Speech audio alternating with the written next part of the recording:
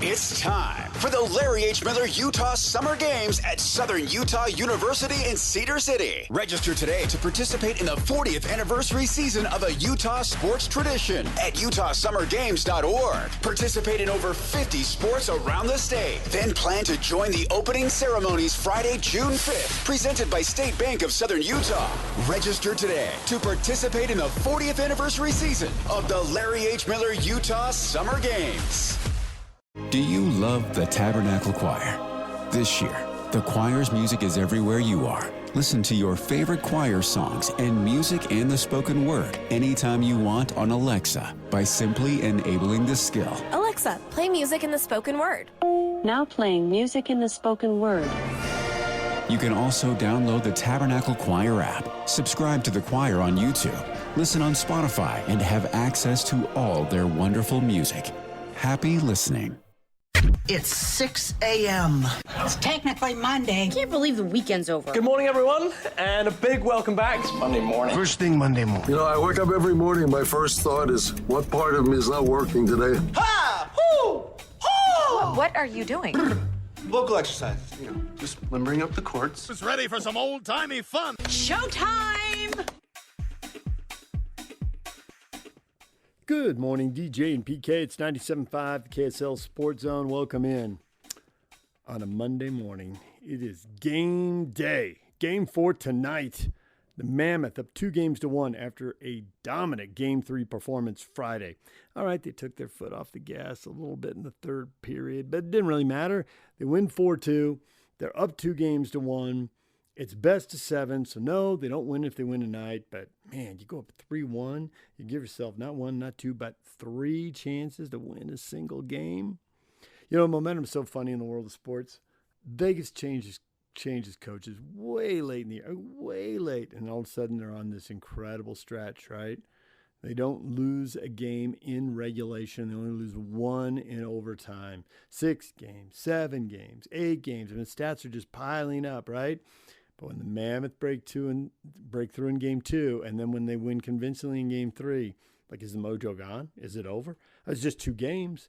If Vegas wins tonight, series is 2-2, which multiple people have told us in interviews, the series is going to go 6 or 7. It'll probably be 2-2 after 4. So we could be right there. And we could be essentially 12, it'll take a while, like 15 hours away from a 2-2 series. All right, we'll hear from Andre Tourigny, the head coach, coming up. That whole thing about momentum and the Mammoth, I was thinking about because I called the RSL game last night, and they had a ton of momentum. They lost their opener in Vancouver. They won 5 of the next 6. They did have a 2-2 draw in LA. They picked up 16 points in 6 games. They were flying. But they had a bye built in for an international weekend. They played a game, and then they had another bye built in because the league decided to move a Seattle game into an international window in September when RSL is going to be shorthanded. RSL not happy about it. And also that the sod field in Seattle that had just been laid down on top of the turf could grow in preparation for the World Cup. So RSL, your needs? Your needs are nowhere near the top of the list. So they only play 1 time when they should have played 3. So they basically had 4 weeks for the game. And then they all of a sudden have to come out and play 3 games in 9 days. And predictably, it didn't go that well. I mean, the middle game was Miami. Miami's very good. You knew that might be a problem. And when you play 3 times a week and the last one's on the road, that might be a problem. And now it's like 2.5 games. I mean, they look good in the first half against San Diego. They didn't look great in the second half. They haven't looked good in the 2 games since then. They've been outscored 5-1 over the last 2.5 games. Clearly, they've lost their edge, lost their mojo. Feels a little bit like Vegas, except this is early in the regular season. And Vegas is in the playoffs against the Mammoth. So the timing's a little different, to be sure. What did Pablo Mastroeni think about that game? Too many giveaways in the midfield. One of them led to a goal. A foul just outside the box. A great free kick. And then it looked like RSL might have drawn a penalty, but they didn't get the call. And then they definitely could have, would have, should have drawn a red card and didn't get the call. And then sure enough, even though they scored, they end up losing because they give up a penalty late in the game. So they're not happy with the refereeing. That's pretty clear. Here's Pablo Mastroeni after the game. Pablo, your overall thoughts on the match. There was a lot there. Where do you want to start? Just from the stuff that we can control. I think, again, the first half, I think we were a bit sloppy with the ball, playing negative too often to try to gain control, but then we lost cheap balls, and it was really transitional in that first half. And then obviously a really nice build in late in the half to get us on the score sheet. But I thought we were fortunate to come out, tied in the first half. And then the second half is completely different, where I feel like we definitely controlled the game on our terms. Some great actions, some great moments, and again, just lacked the final decision, the shot. We had a lot of things on goal, but it wasn't anything that really challenged their goalkeeper. So, so from the stuff that we can control, I think that was really it. And so for me, it's really about how do we start next week's game being more positive in the way we play, a lot like the San Diego game, and that will be our challenge for our group. It looked like there was a determination to play through and keep the ball on the deck. And historically, in the time you've been there, you've wanted to hit a lot of big diagonals. Anytime there were, 6v6 in a congested area, you didn't try to negotiate your way through it. It was just a big switch and try that. There wasn't a lot of that in the first half. Was that the game plan, or was that a source of frustration? No, I think it was a source of frustration. I think positionally, just little things like, Gozo was too high when we play against the back four. We want to play in between the wing back or the outside back and the winger to create an option for Phil. Oftentimes when Phil had the ball, he had no option, so he'd turn and we'd play it back to Hoffa, and we'd midfield all the way back. And so the thought, what we'll talk about is, again, when we're close to midfield and we get a ball where we can face forward, it's really a trigger for us it should trigger our opposite movements higher up the field to create a threat in behind, right? So if they're going to play with the high line, what we always talk about is challenge it. And it does two things. One, obviously, if you get in behind, it's a great goal scoring opportunity. But two, nothing else. It'll make them drop their line of pressure faster than what they did. So I think that's, again, a really important aspect of what we want to do. And again, I think just looking back at that San Diego game, the amount of times we threatened their back line and got in behind, that then allowed us to walk the ball up the field. So,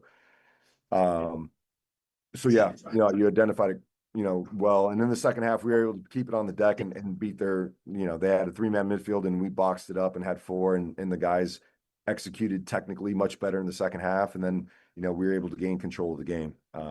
But there's a few things that, we'll continue to talk about, because the last 2 first half haven't been up to our standards. It also looked like you got a yellow card on a center back for them who's maybe a little on the younger side and seemed to be struggling.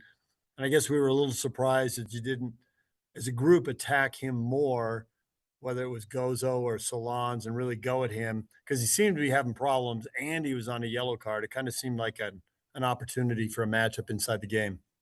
Well, I'll tell you what, DJ, if you wanted us to get a call like that, I think this is the wrong game. And that's why I think it's a fool's errand.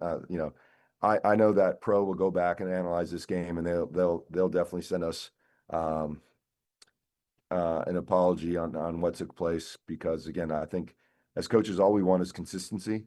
And from game to game, it's just very difficult as to what the criteria is for, a dog-so, a penalty kick. It's just a really interesting moment for us. These last 2 games have been very difficult to kind of gauge and have a feel for how the game's going to be officiated. So I think, the most important thing for us is, again, to spend all our energy on controlling what we can. And I think if we're, brighter in the first half, maybe that changes the mindset of the things that we can't control. Hey, Coach. Hey, Matty. Hey, after Wednesday, you talked about wanting a response from the lads. Obviously, it sounds like you didn't get what you wanted in the first half, but did you feel like you got anything that you can take a positive from in the second, at least? Yeah, I think in the second half, again, I think we controlled the game when it was even, and I think that's that's huge in this league, to go away from home, the game being even, and really impose yourself on your opponents, and I thought I thought the goal was coming. But again, I just don't think we were sharp enough in that final third. But again, I think there was a lot of pressure. The field tilt was in our favor. We had a lot of momentum, and I think that's a really difficult thing to do in this league when the game's even. And so that's probably the biggest takeaway as far as positives in this game. The last I looked, your possession was over 60%. It looked like this was one of those games where you've been talking about how strong RSL has been in transition and wanting to work on other aspects. Mm-hmm. And this was a game where you had the ball and you were imposing yourself on LA. What did you see that was good? What did you see that needs to be better for next time? Yeah, I think for us, I think again, possession for me is just a stat. It's what you do with that possession that's important, right? And so you can use it to control the game, but at some point there's got to be a change of speed, or there's got to be a dynamic action in and around goal to make that possession valuable. I think we also had a couple moments in transition that we just didn't do well enough with. And I think that's been really our strong suit up to this point. So, I think having a balance and being able to, control games with the ball is really, really important. Knowing that, we're a good transition team. So if we have to drop or block a little bit more, we got pace up front, we got fighters up front, and we got quality up front. So I think this game what I liked about this game is just the possession, tilted the field, which made us the protagonists. And again, regardless of whether we win or lose, it's the feeling of being the protagonist is what I really want for our young group, and something that I think was positive today. And then thank you. And last one for me. Obviously, there were a lot of flashpoints with referee decisions tonight, and I don't want to talk about what the referee may have or may not have said to you, and the apology from the league. I know exactly what that gives us in the standings, but what do you tell a young group when they come off a performance like that where it just seemed like every call went against them?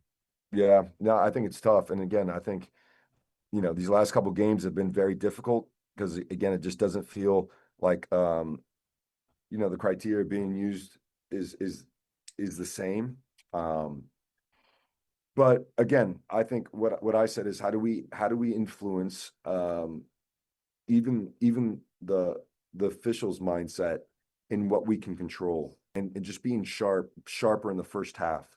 I think that's a great way to get momentum going in your way. And so that's the one controllable I think that we can affect it. And and if we have to play against 15, I think that's a challenge as well. But that's what life is giving us at the moment, and so we've got to overcome. Expecting things to change, I think is a fool's errand. I think the onus is on us as a group to own everything, whether it's good or bad, and put our best foot forward moving, in this next game against Portland. Pablo, you've had a couple of interesting games with all kinds of distractions that have kind of taken RSL out of the way they've played early on and had success. So is this a game that kind of comes down to decisions? It looked like in the second half, like you mentioned, you really kind of took control of the game, but that final third looks like the teams become a little bit tentative down there. Yeah, again, I think we gotta find ways to get more shots off in areas that will ask questions of them coming out. I think there's a handful of plays where we broke them down, and in the inside channels on the left side, in particular with Sanabria, Gozo got down a couple times.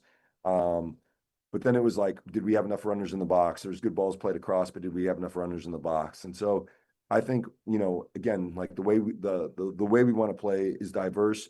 We've got to be more diversified as to how we get into those areas. Because again, when teams, put a lot of numbers near goal, even shots from distance, and I'm not saying, 30 yards, but I am saying 20 yards. You get deflections, you get rebounds, you get handballs. I mean, these are ways how we can influence the referee's decision as well. So I think we have to be a bit more, just a little bit more open-minded, where it doesn't always have to be this way. And I think we have the quality and the soccer acumen from the guys up front to be able to do that. But with a player like Ila Vogi, who is always looking to be, part of the game, whether that's scoring or assists? Is this a game you're going to look back and say, hey, you need to take a shot and maybe be a little more selfish at times while you're here? Yeah, no. And to be fair, Morgan is always trying to find the best option, especially in and around goal, when he's got the ball in and around the 18, because the defending team is always going to be on their toes. They're going to be over aggressive in the way they defend because you're near goal. And so oftentimes a slip pass is the right decision. But again, I think that slip pass maybe wasn't there because the space wasn't created, but a shot on goal from that distance will now get them pulled out to where he can really combine with the guys up front. But yeah, I would say that's definitely something we'll talk about. What about this? What subs? Luna came off a little early, it seemed like, or what were your thought process on the subs, and were you happy with what they brought?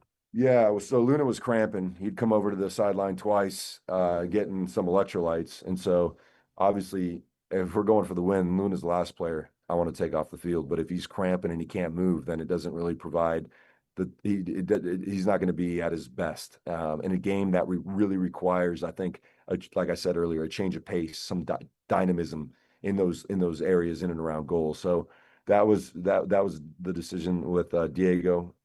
Didn't want to pull him out, but he was cramping. The other one was Phil was feeling tight, so we put Dre out there, and then again putting Goes in that 10 position. I think again Goes has been great 1v1 running behind. He had a couple good opportunities where he turned the corner and it just kind of fizzled out.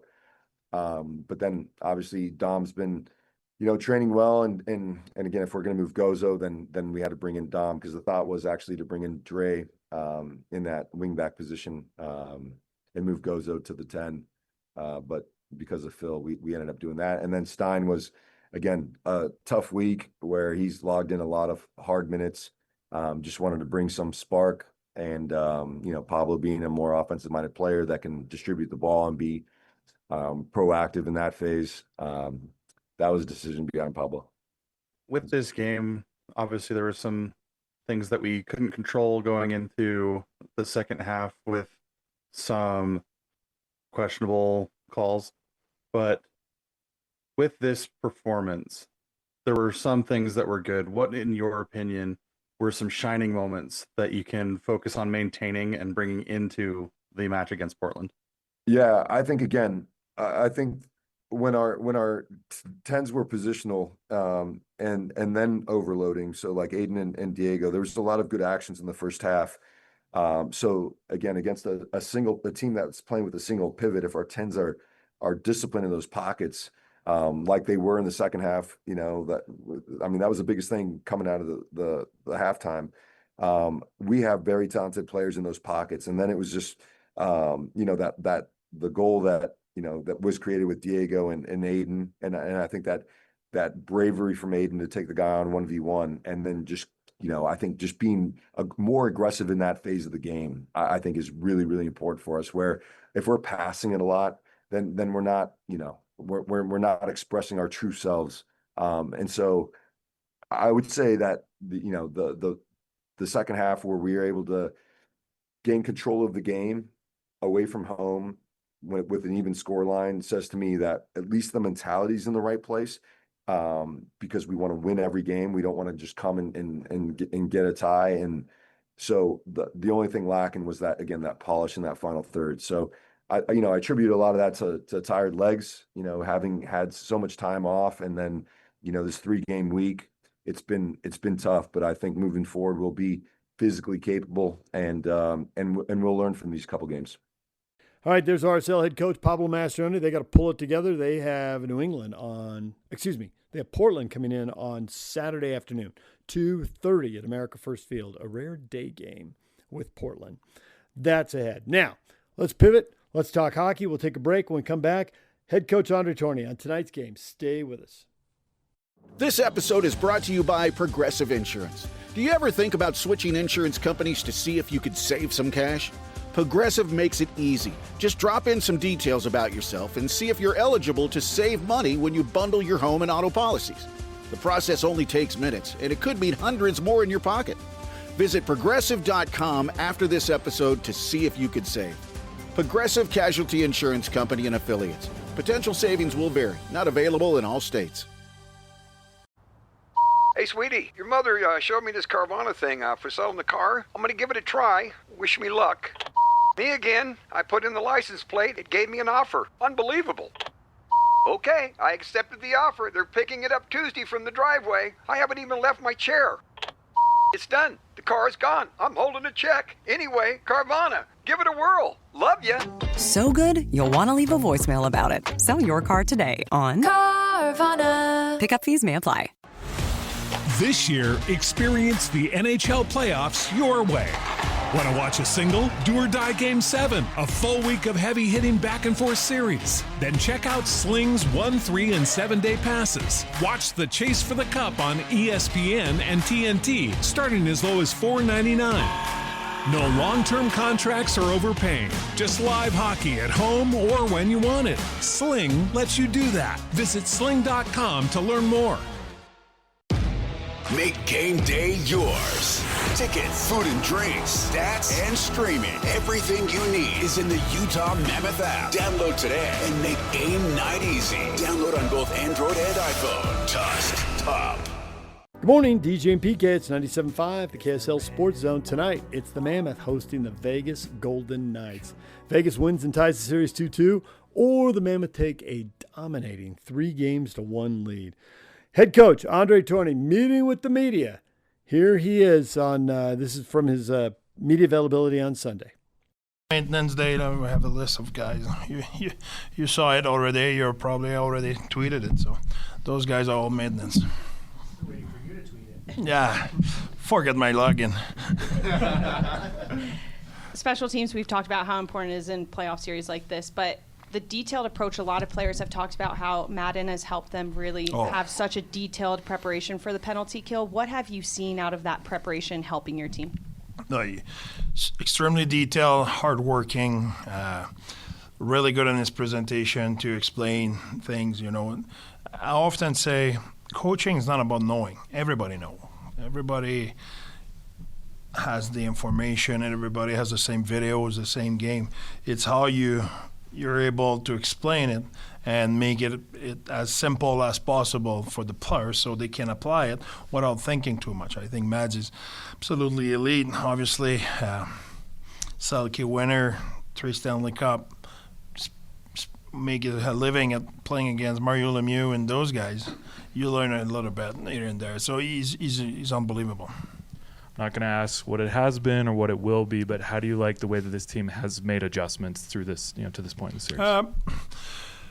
I like it. I like the way the adjustment we made it, and it's always a chess game, kind of. Okay, you make your move, then they make their move, then you need to react. They made some adjustment where we need to be aware of and see how much that impact our game and how much that impact the game, and see which adjustment we can make. So I think so far, I like the way our guys react to the adjustment we made, and it's really important for us during a long season. You bring a lot of adjustment, and you need to be able to adapt the different structure, the different system. When you arrive in the playoff, you should not have to bring something new.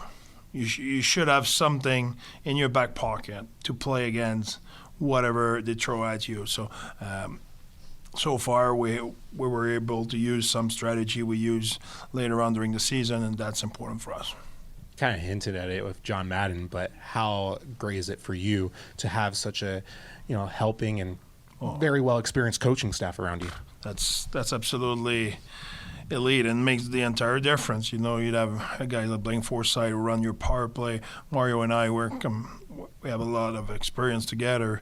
Like I said, Fozzie run the power play, won the Stanley Cup before, been in the league for 2 decades, and I think that's a lot. And Corey Schwab, another Stanley Cup, and another guys with a lot of experience. Plus, there's a lot of unsung hero, the Hunter and the Rip and the Brian and the Checker, who are extremely important to our success, and they contribute in a lot of ways, a lot of details. And it's important when you arrive in the playoff, you want to be details, but you don't want to be different. than what you did during the season. So if you're not detailed during the season and you arrive now during the playoff, and now you start to, okay, now we need to be detailed, and now wow, okay, you create what's going on here. So I think with the coaching staff we have, we're able to be detailed throughout the season, so we arrive in the playoff and we're ready for whatever the opponent throw at us. What effect has momentum had throughout the series, both within a game and from one game to the next? It's really important, and we talk about staying even kill. Okay, we know they're a veteran team. We already said that, but in our room we have a lot of veteran as well. We have a lot of guys who've been there, done that. So it's important for us to stay even kill. Not just when you have an adversity or challenge. It's when you have success as well. You know, the even kill is all the time, and we were capable so far in that series of staying even kill after a few good shifts. Did not change our mindset for the following shift, or the reverse is true as well. When they had a push, they had momentum, did not affect the next shift. We're capable of staying as even kill as possible, but obviously there's a good team on the other side, and they will have their moment, they will have their push. We need to have ours, and we need to be able to respond as quick as possible. You kind of touched on it in the reactive category, but when it comes to figuring out a team over a long series, how much of this, or rather adjustments or prep, is reactive versus proactive? You want to be proactive, but as well, you don't want to do too much. You know, that's I think, like I often say to you, it's the balance. If you try to anticipate too much what they will do, you don't want to create a doubt in your head, and we, like I said, we have all the tools to play the way we want to play, to achieve what we want to achieve. So we don't want to try to create a monster at some area where there's no reason. I think there's you have your own responsibility as a team, and you need to play the best of your capability, and that solves a lot of problem when you do so. That's the beginning. So we need to play at the best of our ability, and from there see which adjustment we need to make. You've talked already about just the importance of the veteran leadership, and especially, on that blue line. I'm just wondering, what have you seen from the influence of someone like Uyghur, who's, a new face, but instantly kind of brought that leadership? Absolutely. I think there's I said that earlier this year I talk about John Madden, his experience. And we were talking about how exciting or the stress in the playoff and so on and so forth. And we were assuming later in his career, as his third Stanley Cup, the stress was not as high, and he was not as excited or so on and so forth. And he said, no, it's the reverse. Because he said, later on, I knew how hard it was. He said, early on, I thought, that's great, and you don't think too much at the consequence. So I think the Uyghur and then the Schmidt and Colsey, Sergei, those guys have a lot of experience, and they seize the moment. They know how big is the moment and how hard it is to get there. So they want to they want to put their best foot forwards, and so far they embrace it, and they give us a great push. Along those lines, you just mentioned Schmidt. He obviously has a very vibrant personality, but he also comes in with a lot of playoff experience, also with a cup. Just what has he brought to your group as far as not just being a presence in the room, but also having that experience as well? I think he came, to your point, he arrived with credibility. When he talk about situation, because all of those guys were, the underline on that, all those guys who had success, you know what they had as well? Failure. You know, to succeed, you need to fail often or most of the time. So they know where are the trap and where you cannot go and what you have to be careful of. So it's great to have guys who had success, and it's great those guys as well had challenges or failure where they learned a lot from it, and now they can guide the guys in the room, off the ice, on the ice, on the bench, all those intangible, they had tremendously to our team. All right, there's the head coach, Andre Tourigny. Listen to the game tonight. Pregame will start at 6:30. Hockey night in Utah with Adrian Denny, and then 7:30 the puck drops. Big game. The Delta Center should just be in a total frenzy. All right, we'll take a break. When we come back, David Locke talking Jazz and offseason moves. Stay with us. This year, experience the NHL playoffs your way. Want to watch a single, do-or-die Game 7, a full week of heavy-hitting back-and-forth series? Then check out Sling's 1, 3, and 7-day passes. Watch the Chase for the Cup on ESPN and TNT, starting as low as $4.99. No long-term contracts or overpaying. Just live hockey at home or when you want it. Sling lets you do that. Visit sling.com to learn more. DJ PK, it's 97.5 KSL Sports Zone. We are joined by the radio voice of the Utah Jazz, David Locke. David, good morning. Oh, my gosh, a Friday morning. David and Patrick. I mean, this is the culmination of another beautiful, fabulous, incredible week of my life. And it only seems appropriate to do it the day after the NFL draft, where clearly one of you is the number one pick of all time and the other clearly Mr. Irrelevant. Wow. Yeah, well, I deal with the burden. Okay, whichever one that might be. How are you guys? Good. Great. I've been watching the NBA playoffs, and I saw somebody say something, good. And I thought, I have to ask David Locke about that because I think that applies to the Jazz. I think there's a Jazz player who needs to hear this, think about it, and then apply this lesson and learn from someone else's pain. Don't learn from your own pain. Watch other people make mistakes and learn from that. No reason to go down that road yourself. And I am talking about C.J. McCollum's post-game interview after Game 2 when he was asked, were you hunting Jalen Brunson? And he said, what do you think? And the reporter finally said, well, it looked like you were. And McCollum's like, as a matter of fact, I was. The playoffs, you find a matchup, you get an advantage, and you go. And Brunson's undersized, and they think they can beat him. And sure enough, CJ then hits a game-winning shot in Game 3 as well. And you have talked about Keontae George's defensive numbers, worst perimeter defender in the NBA. I expect the Jazz to be in the postseason next year. I really expect them to be in the playoffs proper, not just a play-in game, but in the playoffs. And a 7-game series, man, if you got those kind of numbers, they are going to be hunting you. And it's a terrible feeling. Do you think someone's having that talk with him and pointing it out to him right now? And how much is that going to register with him? And how much do you think he can improve? Or if somehow am I the only one who noticed it? That would seem incredible. That would seem unlikely. And I'll expand it out even further. Put Lowry in the sentence. Yeah. Lowry's not a very good isolation wing defender, right? Like, no, this is where next year's the two-part challenge here for the Jazz as they progress is they have to become much better. Will said it multiple times in the last weeks of the season, much better at containing the basketball. I mean, that counts to Isaiah Collier. If he can shoot well enough on the offensive end to play on defense, that counts to all of them. They have to be just a dramatic increase in performance on the defensive end. The numbers you're commenting on are Taylor Snar's dunks and threes have had Keontae as the worst defender in the NBA 2 years in a row. I don't know if that's true, but you're not that and good, right? Like it might not be the worst. That might be a stretch, but you're not that and good. So yes, but I also think it applies to Lowry. I think it also applies to like Will Hardy's going to have to figure out some scheme things with the amount of size that he has of how is it that we don't get Keontae on an island. And I think Keontae should be better. I'm frankly more worried about Lowry. Like I think Lowry has some physical limitations on whether in space he actually can defend as a wing 3.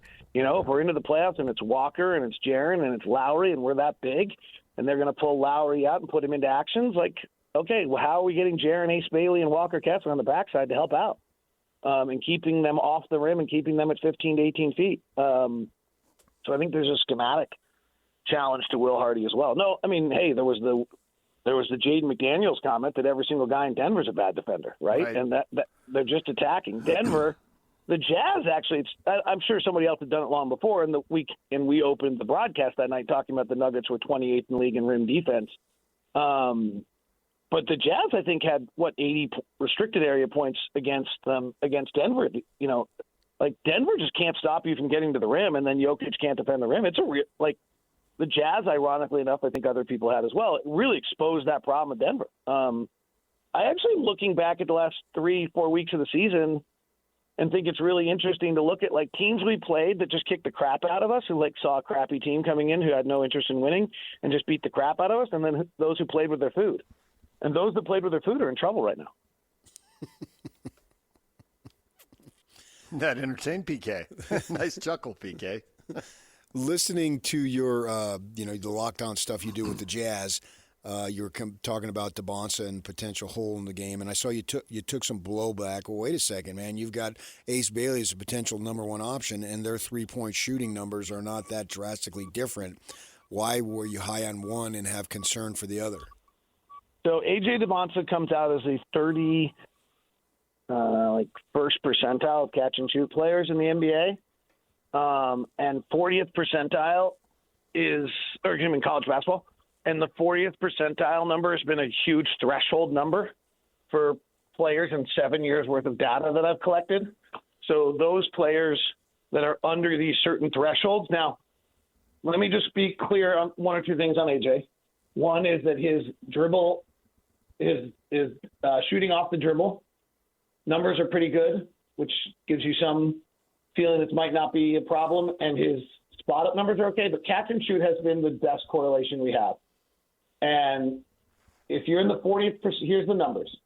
There's been 67 players that have been below the 40th percentile. This is going to get geeky, DJ. You can interrupt me if you want to. And really what happens, I ran all the numbers. AJ's in the 34th percentile. He's the only player in the top 10, other than some Caleb Wilson lack of offensive numbers, that hit any red flags. Like, I have certain numbers that hit red flags. No one else hit one. That was the only one. Here's the numbers. Of the 67 players in the 7 years of the database that I have that are below the 40 percentile threshold, 30 of the 67, 45%, have gone on to be 33% or less as three-point shooters. Another 20 have gone between 33 and 35, so that's below league average. So that's 65% are below league average. Check that. That's 75% are below league average. 75% of players that have catch-and-shoot numbers of the level of A.J. DeBonsa's in college are below average three-point shooters. Only 25% are good, 35 to 38% being good, 16%, and very good 9%. The contrast to those players that are above, if someone's above that number, the chance of them becoming a bad shooter is really very limited, and the chance of them becoming a good shooter is pretty limited. So the above 40% group, only 31% of those became bad shooters. So that's a 13% percentage gap. That's a telling statistical find. Only 9% of bad college catch and shoot became very good NBA shooters, compared to 19% of those above the 40% group became very good. So it's half as likely that you're going to become a very good or even a good three-point shooter. Okay. I think it's just a concern. Like, it's just a concern. It doesn't mean no. Like, it's getting misinterpreted. But like, okay, here's the red flag. There's the data that backs up the red flag. Now evaluate. Like, he's not perfect. Sure. He's 6'9". His body's great. He goes to the free throw line at an incredible rate. And for a 19-year-old, that usually translates. There's all sorts of awesome things about him. But this is the one that's concerning. And specifically to me, it reeks of Paolo Banchero. And I'm not a fan of Paolo Banchero, but I'm sure AJ plays harder than Paolo Banchero, so it's probably fine. Suppose you're dominant in other things then, and you don't take as many threes. Yeah, then you're not. Then that's not the NBA. Like, who's doing that? I don't know. DJ was talking about how the game's changing a little bit. I don't think it is. Like, you got to shoot, man. I thought that what's his name, Nathan Grubler from No Ceilings, who does Locked on NBA Draft for No Ceilings, had a great line the other day. Shooting is now a prerequisite, and the other skills are the differentiator. It used to be that shooting was a differentiator. Shooting is now a prerequisite. But when you say shooting, you're talking about three-point shooting. Well, the ability to shoot at all levels. Like, all right, who's a really great player in the NBA that can't shoot the three? Rudy Gobert. We're talking about the number one pick of the draft. Let's make sure we're talking about, right? We're talking about the number one pick of the draft. We're asking for someone who is – our goal of this player is to be a 10-time All-Star, which Banchero may turn out to be, and probably a multiple-time top 10 MVP candidate. Like, that's what we're hoping for, right? So who in the top 20 players in the NBA can't shoot? Well, probably the worst shooter among elite scorers. He's streaky, and he's great when he's on, but he's up. Maybe Jamal Murray. Yeah, but he's 38.5%. He's under 40. Yeah, he's 36 in the okay, career. That's elite. Small sample in this series. That's elite. Like, his career number is 38.5. But we're not talking about that. We're talking about the chance that A.J. Devonta, the numbers say there's a real chance. I'm not saying this is a case. I'm just telling you the numbers. Like, this is, we've got to listen to exactly what I'm saying. There's a real chance he's a below 33% three-point shooter. Most people know that if you said, okay, what's the hole in his game, they would say, well, he's got to become a better three-point shooter.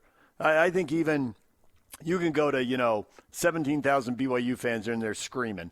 And when they stop screaming when the game is over, he said, what does he have to improve in the NBA? I think they would say his three-point shooting. And what all these numbers you've given us is that if you're where he is, it's not a slam dunk. The odds are against you. Obviously, some people do it. You've given us those numbers. But it isn't an automatic that he's going to improve there. And most of the best players in the sport do shoot the three pretty well. They do. Yeah. So if you can't. Okay, you said it perfectly.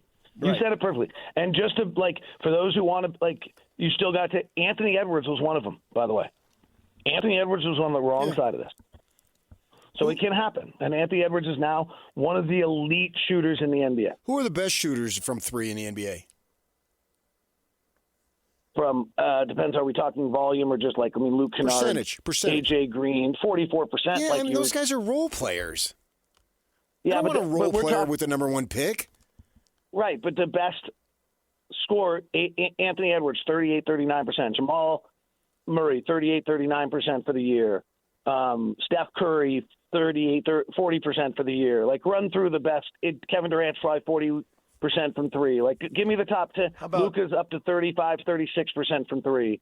The best scorers in the NBA are up at 35-36% from three. And really, Donovan Mitchell, 38-39% from three at an incredibly high volume. They're great shooter. The best players in the league are great shooters. Cade Cunningham might not be. Cade Cunningham might be at 33 or 34%. And I bet that would be, he might be the exception to the rule this year. I'd have to see what his numbers finished at. But if we go run the top 15 shoot scorers in the league, they're up 35, 36%. The script of a high scorer at 30-31% is a problem.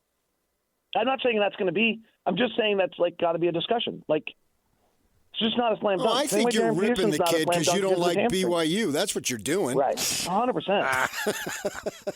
That is such a PK thing to say. Because a spreadsheet kicked out a red number. I didn't realize that my whole problem was that a negative number in I hate BYU, but a negative number in my system is red. So all the Utah fans hate me because I'm implying that red in my if a number goes below a threshold, it turns to red, and red is negative, and that's my fault. I clearly hate Utah too. Yeah. If you passed on Devonta, because all of this is relative, if you passed on Devonta, who's the number one pick? Because the other people, there is no perfect player. Everybody coming into the pros has something they've got to improve. I mean, it's Kevin Durant, who everybody knew was awesome, couldn't lift enough weight. So there's always going to be something. So on Peterson, I think watching him a little bit at Kansas, they had just no space, and it's just hard to tell what he can do if he's playing pick and roll. He just didn't run very many of them, and he obviously didn't play a huge amount. So I would, really have to try to go back and look at some of his high school stuff and then maybe have him in the gym, or, that's hard to do at this point. But I'd have to have an understanding of what you think he can do with the ball in his hands. He's clearly not a point guard.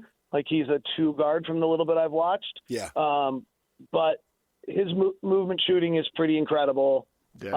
He made two plays in a game. What was it? It was Kansas, Texas maybe, or Kansas. Anyway, 2 second jump plays on the rim where he followed up his own misses that were just like astronomical.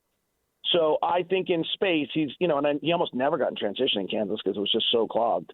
So I think that, you have to figure that out. And then I do think there's a Cameron Boozer argument here.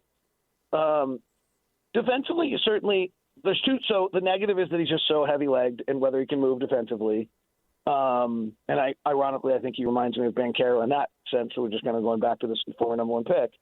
And he's got, I wonder if he could thin back out a little bit. Like, I just don't know that I think that's his playing weight. In college, you're bigger and stronger and you're a beast. And I don't know, but his body might not. And then maybe he's a mobility problem and he's certainly not going to be a rim defender. So he's in the ilk of Sabonis and Şengün and these kind of players.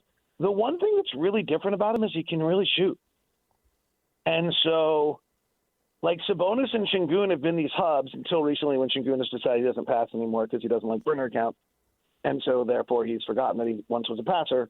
But if you kind of go to Sabonis and Şengün prior to the second half of the season, they were able to play this offensive hub role, poor man Jokić, but neither of them could really shoot it. What happens if you have Cameron Boozer playing this offensive hub role both inside and outside the three-point line, and he can shoot? Like, I really think that's a fabulously interesting player that can transform who you are offensively. Defensively, you got to figure it out, right? Same kind of conversation that there is possibly this glaring weakness, and we just opened this conversation about if you can't defend in space, you're going to be pulled out to the middle of the floor in the playoffs. And Boozer feels like that could be the case for him. But I do think there's a real chance that he could be one of the most influential offensive players in the league. I don't know that he could run the offense, and maybe he could, but I don't know that he could do that outside the three-point line. Now you're starting to talk Jokić territory, Yeah. But definitely. I'm being careful to not use that name, but yes, you're correct. But definitely at the high post in that 15, 17, 18-foot range, I think he's a terror. I think that's the reason everyone's had him a slam dunk top 3 pick, because when he gets the ball in that range, he can shoot it, he can pass it, he can put it on the floor and beat to the hoop and get a layup or a dunk. He is a terror. And so if he'd grown up 30 or 40 years ago when people were running high post offenses, oh my gosh, I mean, holy cow, that'd be awesome. And maybe he will be able to step out to the 3-point. Now we're back to, again, with DeBonsa, you got to project a little bit, and that's why all these front office type and all these scouts get paid, is to figure that stuff out, because that's a tough call. And it's like you said with Peterson, there's stuff you don't have to do in college. You just don't have to run an offense that far from the hoop. Right. The league is moving a little bit away from pick and roll, not a ton, but not as much as people want to make it seem. Like, in other words, like, yes, we've reduced the amount of pick and roll running, and we're still running at 50 or 60% of our plays instead of 75%. So, like, Will Hardy kind of with the off-ball action and the handoff action Mike Brown ran with the Sacramento and the Denver's run with Adelman, I do think there's more. We saw it with Nurkic, right? Like, there's more activity in this game right now where you're trying to play 5 out, or in this case with Boozer, I don't know what position he plays, in which you're playing with that hub of an offensive player, maybe in or outside the 3-point line. So I think that high post offense is actually coming back a little bit. All right, there's David Locke. When we come back, what is trending? The headlines are next. This year, experience the NHL playoffs your way.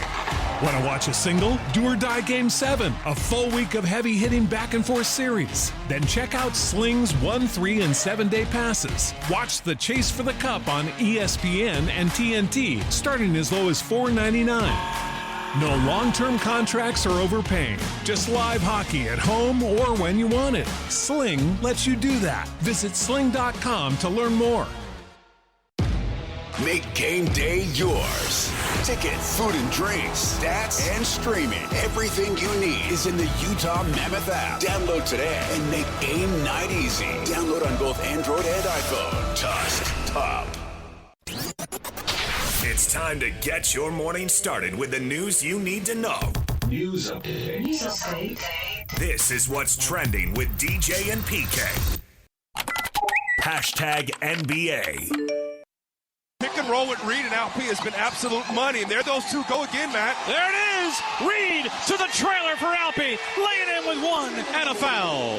Alpi's got it across the middle of the floor. Free throw line. Turns. 360 move. Layup. Down the line, basket, and one, and a muscle flex as the Rockets lead is up to 20. Castle will inbound. Lobs it to Wembanyama, and a two-hand slam. The defense parted.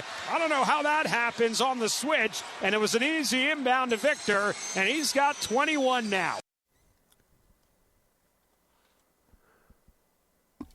The Houston Rockets avoid the sweep. They beat the Lakers 115-96, blowout win, and they're crediting Alperen Sengun's pregame speech. But, PK, that looked like a Laker team that knew they were up 3-0 and didn't bring the same level of desperation. Why would they? They're up 3-0. They're not very desperate. No, they're not. I expect them to win the series if Kevin Durant does not play. The Rockets without Durant, they're just not as good as they would be with him. How about that? There is that, yep. They did lose with him also, so no guarantees. The hole is so massive now, but maybe if he comes back, there could be some kind of miracle. Wouldn't count on it. Yeah, I wouldn't either. I think the Lakers are going to do it. The series that is got everybody's eye now, what is going to happen, because a lot of them look pretty predictable, but the Cavaliers did lose the second game in Toronto, 93-89. Toronto shot the ball poorly.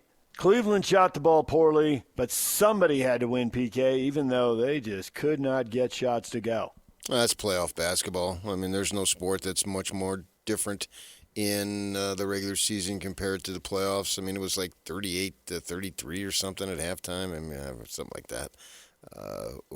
Just the intensity picks up and the shots become more difficult. The pressure becomes heightened. I mean, this is a big, big deal for these teams. I don't consider either of these teams a threat to win it all, but they believe they have a shot to go far, and stakes are on the line there. That was an entertaining game. I didn't watch all of it. I watched the fourth quarter.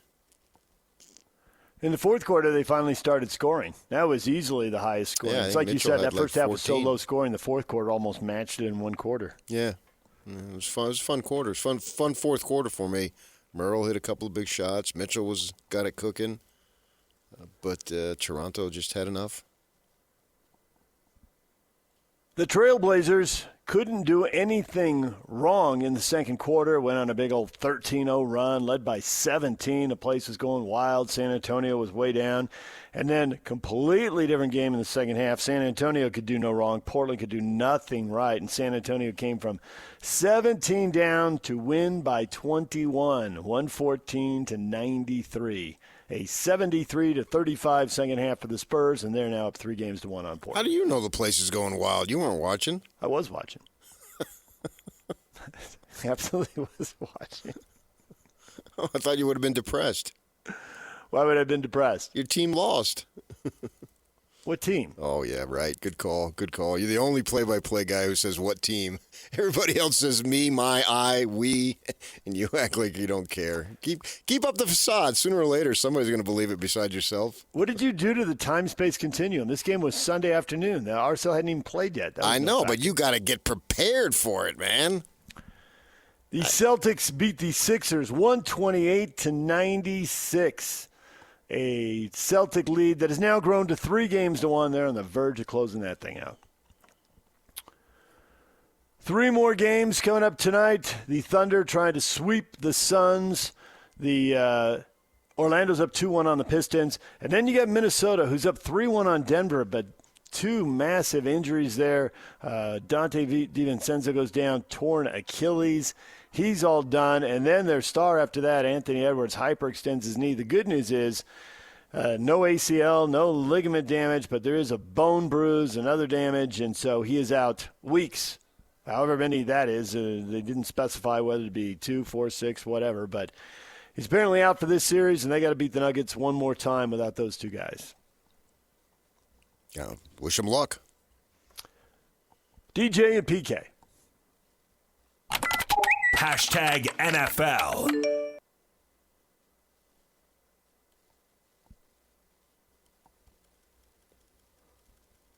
NFL draft wraps up. BYU's Jack Kelly goes in the 6th round. Carson Ryan in the 7th. Jack Kelly goes to the Giants. Carson Ryan to the Browns. And then Dallin Bentley, Ute tight end, goes 8 picks after Carson Ryan. The Ute goes to Denver, where they seem to like University of Utah players. They keep collecting former Utes. So in the end, we have 5 guys from the state drafted, and then, of course, a lot of guys sign as free agents, and we'll see how it works out for them. Yeah, it's funny that the Cougars had 6 guys, free agents. 3 signed with the Raiders and 3 signed with the Jets. I know. Is that the theory? If you're a player, pick the team that is way down, you got the best chance to make the roster? I guess we'd have to know with each team how many calls they got from each player, how many calls they got from how many teams. But yeah, and can't they get some money? There's that. So it was odd. 6 players, 3 with one team, 3 with the other. Utes were a little more spread out. Browns, Bears, Commanders. Well, actually, 2 guys did go with the. Well, no, that'd be Bryson Barnes, former Ute, but more recently former Aggie, is the other guy going to Cleveland as they collect quarterbacks. Yeah, I thought it was funny that the Fano brothers now are in Cleveland. Yeah, they're in Cleveland together. All right, DJ and PK. Hashtag Major League Baseball. Pitch, Gurriel grounds it toward third, fair ball! It's past Machado, down the line, Vargas scores, here comes Carroll, he's going to be sent around third, Machado's throw to the plate, not in time! Incredible! 3-1 on the way. Swing a high drive, deep right field for Tena. Hill going back to the track, and there it goes! It's a pinch hit home run for Jose Tena. The pitch. And Goodman hits it high and deep towards right center field. It's in the gap, and it's into the bullpen. Hunter Goodman says goodbye for the 7th time this year. The Rockies own a 3-0 advantage in the 3rd. Highlights from around Major League Baseball right there. The Rockies sweep the Mets 3-1 and 3-0. They have a great time. The Mets, well, they don't have the massive losing streak, but it's 2-15 or 2-16, and the losses are still just piling up for them. And our first managerial change of the year, PK, the Red Sox. Cora is out. You surprised he's the first one to go? I was shocked. I still am not over it. He's owed $13.5 million. You only see that in college football. You don't see that level of money being out there for a big league manager. Obviously, man. That's stunning, the amount of money. And I don't know that that's going to make any difference, but what the heck? I mean, they won the World Series, and he's a bum now, and it doesn't make any sense. But that's what they got. They were a playoff team last year, but another slow start, and they're on pace to miss the playoffs for the 4th time. That's a lot of money, years. man. So that's a big old check they got to write. But yeah, right. They traditionally don't do that. Yeah. Baseball went to Mexico. The Arizona Diamondbacks rally with 10 unanswered. 6 in the 7th, 4 in the 8th. They beat the Padres 12-7, split a 2-game series. That's the game I was watching. I wasn't watching some first-round basketball. But you're the basketball guy, so I figured you got that covered. I didn't watch 1 second of that game where the crowd went wild. I was watching this baseball game. Well, they didn't bring Miller in and snap his scoreless streak. They let other guys handle that. They didn't have to. Way too early to bring him in. Well, they didn't have the lead in the 9th. Nope. They did Gave it up. Saturday. He hasn't given up a run in multiple countries in years. It's true. It's been a heck of a ride. DJ and PK. Hashtag RSL. Shot up over the wall and in, and a goal, a beauty. Marco Royce, tremendous left corner. I don't think Cabral saw it. He didn't react. And in the 9th minute, an early goal for the LA Galaxy. Goes around, big jersey pull into the area. Defender to ground, heads are kind of in.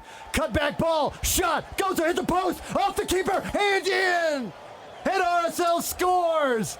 Gozo off the post, off Marcinkowski's back and in. That goal was his 3rd of the year. Now he's got a chance for his 4th. The brace and the potential game winner approaches it and beats him to the near side. And LA's got a 2-1 lead as Royce scores on the penalty. And the Galaxy beat Real Salt Lake 2-1 after the hot start. RSL now with back-to-back losses. After the game, Justin Glad, why do we even have VAR? They were really upset with multiple calls, but mostly Olatunji, what could have been a red card at the top of the box. They didn't get it, and the Galaxy win the game. RSL giving the ball away in the midfield again, PK. It's not as crisp. They're not as good on the ball, and that is why they gave up that free kick to open the game. They had like 5 turnovers in the first 10 minutes. One break after another. I was in the car for a little bit in the first half listening. It's the first time I really listened to you on the radio for an extended period. I would like you to bring that same energy to the show. Okay. Yeah. Careful what you wish for. No, I know what I wish for. All right. And yeah, if you feel like you've got a good point. And the Jazz, they made a great deal. I mean, that game they played, well, yeah, I would like a little bit more out of you. Same thing. That would be so odd. No, it wouldn't. Why do it for that when you got minuscule amounts of listeners compared to what we do every day? Yeah, I think just studio shows are different than play-by-play, PK. Why? Because it's all about energy, it's weird, emotion. It's weird expectations. That same thing you told me years ago. Now's the time, man. Bring it. DJ and PK. Hashtag NHL. Up top to O'Brien. Now a slap shot. Uyghur scores! It's a Mac attack. Mackenzie Uyghur scores Utah's first home playoff goal. And it's 1-0 Mammoth with 7 to go in the first. 45 to go in the power play. Gunther, a one-timer, scores! Power play goal for the Mammoth. And it's 2-0. Dylan Gunther's got his second of the series. Everybody knew it was coming, and it did not matter. Here comes Schmaltz veering in. That shot redirected in, and Krause scores! And Utah's top line has made its entrance to this series. Schmaltz finds Krause, and it's 3-0 off the rush. The Utah Mammoth could do nothing wrong, PK. They were just dominant. A blowout win. Late goals make it look better for Vegas, but a 4-2 final, and now the Mammoth are up 2-1 going into Game 4 tonight. There are nights that you just can't do anything wrong, and it seemed like that was one of those nights for them. Okay, well, that's great, but now you got to do it again. That was 3 nights ago, man. A 3-1 lead tonight, that would be spectacular. A loss and 2-2, and you reset, and what was best of 7 became best of 5, becomes best of 3, and you're just grinding right to the finish line. A lot hanging in the balance tonight. Yeah, I mean, there is every game, but yeah, for sure, this is the next one. Series are starting to wrap up now. The Colorado Avalanche have advanced. They sweep the L.A. Kings, get a 5-1 win to close out L.A. Now they await Minnesota or Dallas in the next round. The winner of the Vegas-Utah series gets either Anaheim or Edmonton, and the Ducks get an overtime goal to beat Edmonton 4-3 to win Game 4. So they are up 3-1. Anaheim pushing Edmonton right to the edge. The brink, if you will. Exactly. All right, we'll have more on the hockey coming up later this morning. We've got Jay Stevens joining us at 9 o'clock to get you ready for Game 4. Steve Cleveland is here talking hoops and NBA playoffs at 8 o'clock. DJ and PK, stick around. The question of the day is coming up next right here on The Zone. This year, experience the NHL playoffs your way. Want to watch a single, do-or-die Game 7, a full week of heavy-hitting back-and-forth series? Then check out Sling's 1, 3, and 7-day passes. Watch the Chase for the Cup on ESPN and TNT, starting as low as $4.99. No long-term contracts or overpaying. Just live hockey at home or when you want it. Sling lets you do that. Visit sling.com to learn more. Is DJ and PK on 97.5, the KSL Sports Zone.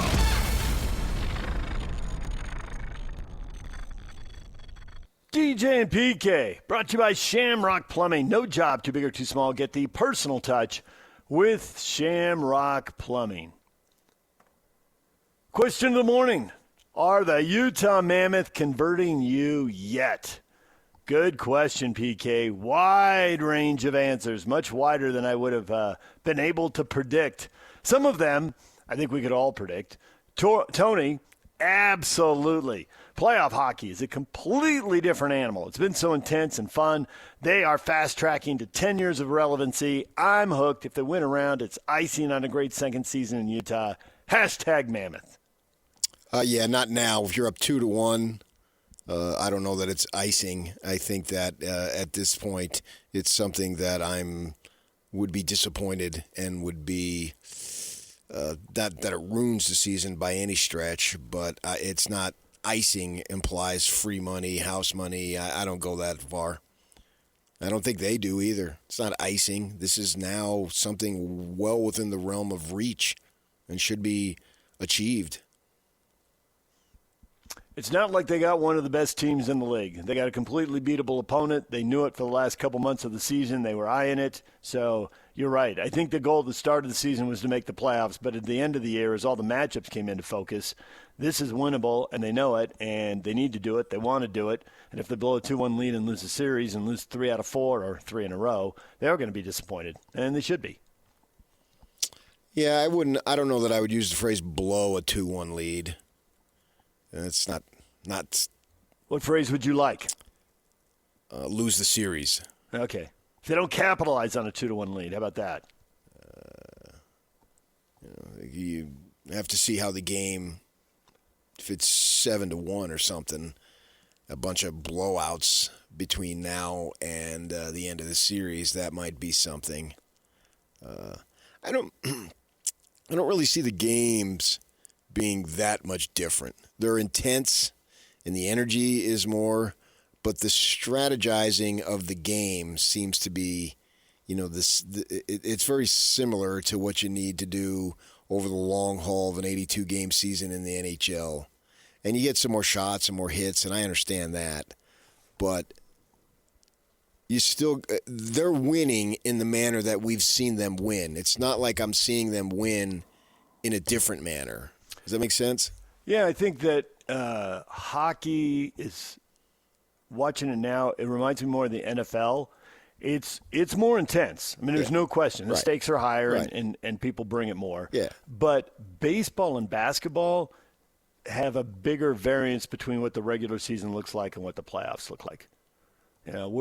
We're seeing it in basketball, and in baseball you'll see it just the way they use pitching staffs. The 4th and 5th starters to pretty much just go to the bullpen and stay there. Occasionally teams use a 4th starter. You'll see starters come back in a big game in relief late in a series. Oh, they're bringing in their big name to pitch the 9th inning or pitch this extra inning. You would never see that in the regular season.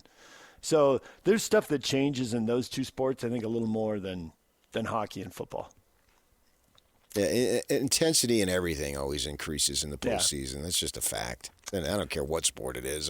We had a bunch of high school stuff that'll get going here in the next couple of weeks.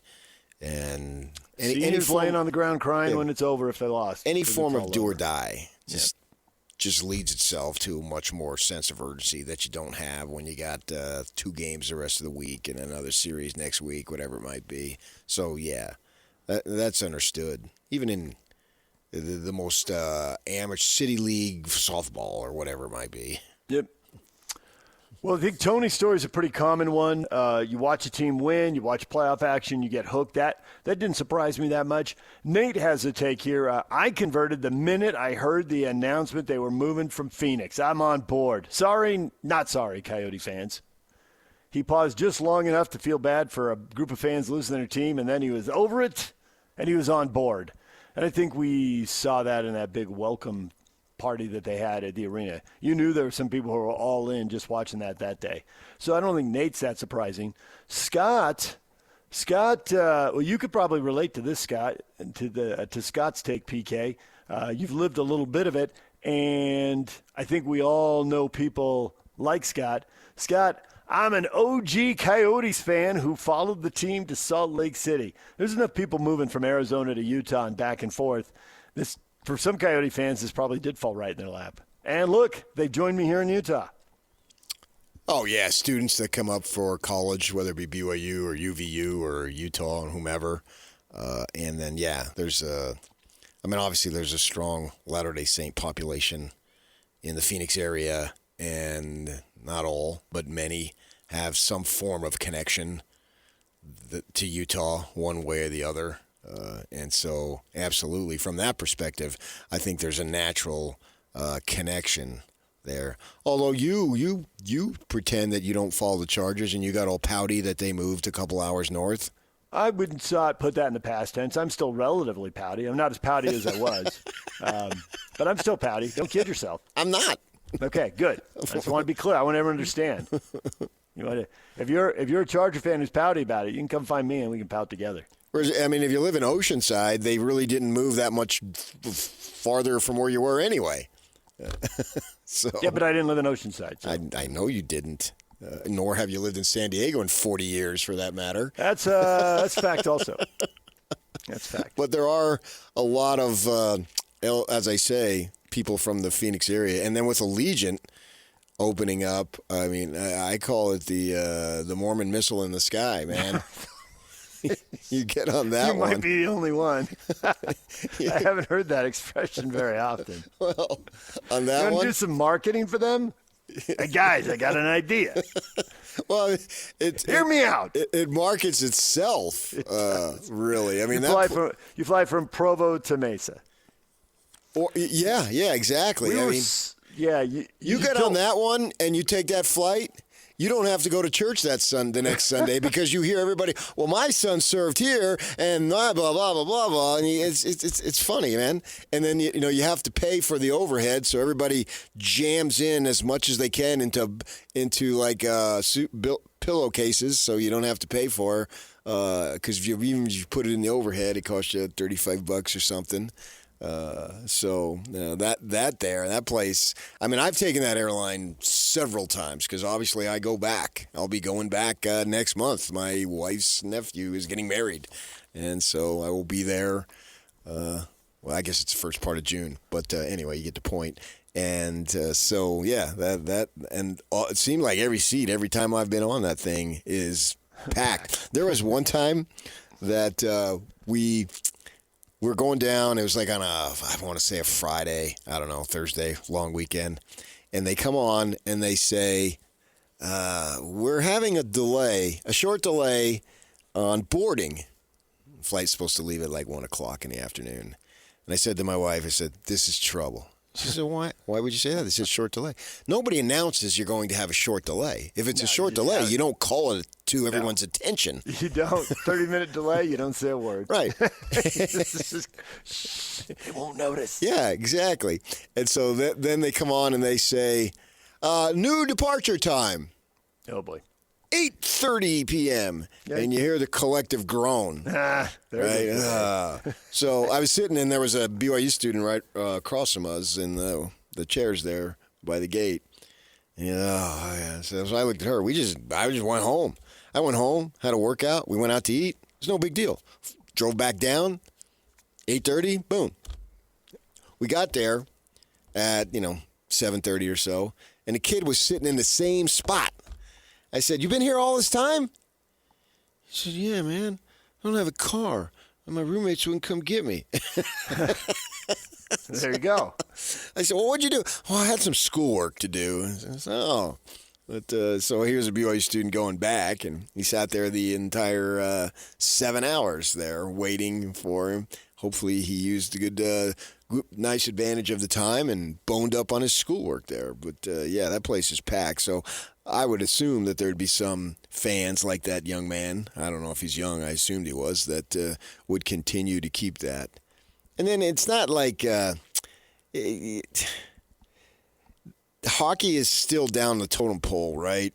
Not that you want your team to lead. My sister's hairdresser was just beside herself when that thing all took place. Was coming up on 2 years now. And huge fan. But it seems like it wasn't that big of a crushing blow to the area. It seemed like they rolled with it a little bit more than the Sonics move into OKC or something. It just didn't seem as rooted and as connected as when we see some of these franchises move and we feel really bad. Like for me going way back, my father was crushed when the Brooklyn Dodgers moved to Los Angeles and then literally never really got over it. It bugged him forever and ever because he was a diehard Dodgers fan living, in the suburbs across the water there. And that was a huge deal. And I can only imagine. I've never really had a connection to a pro team.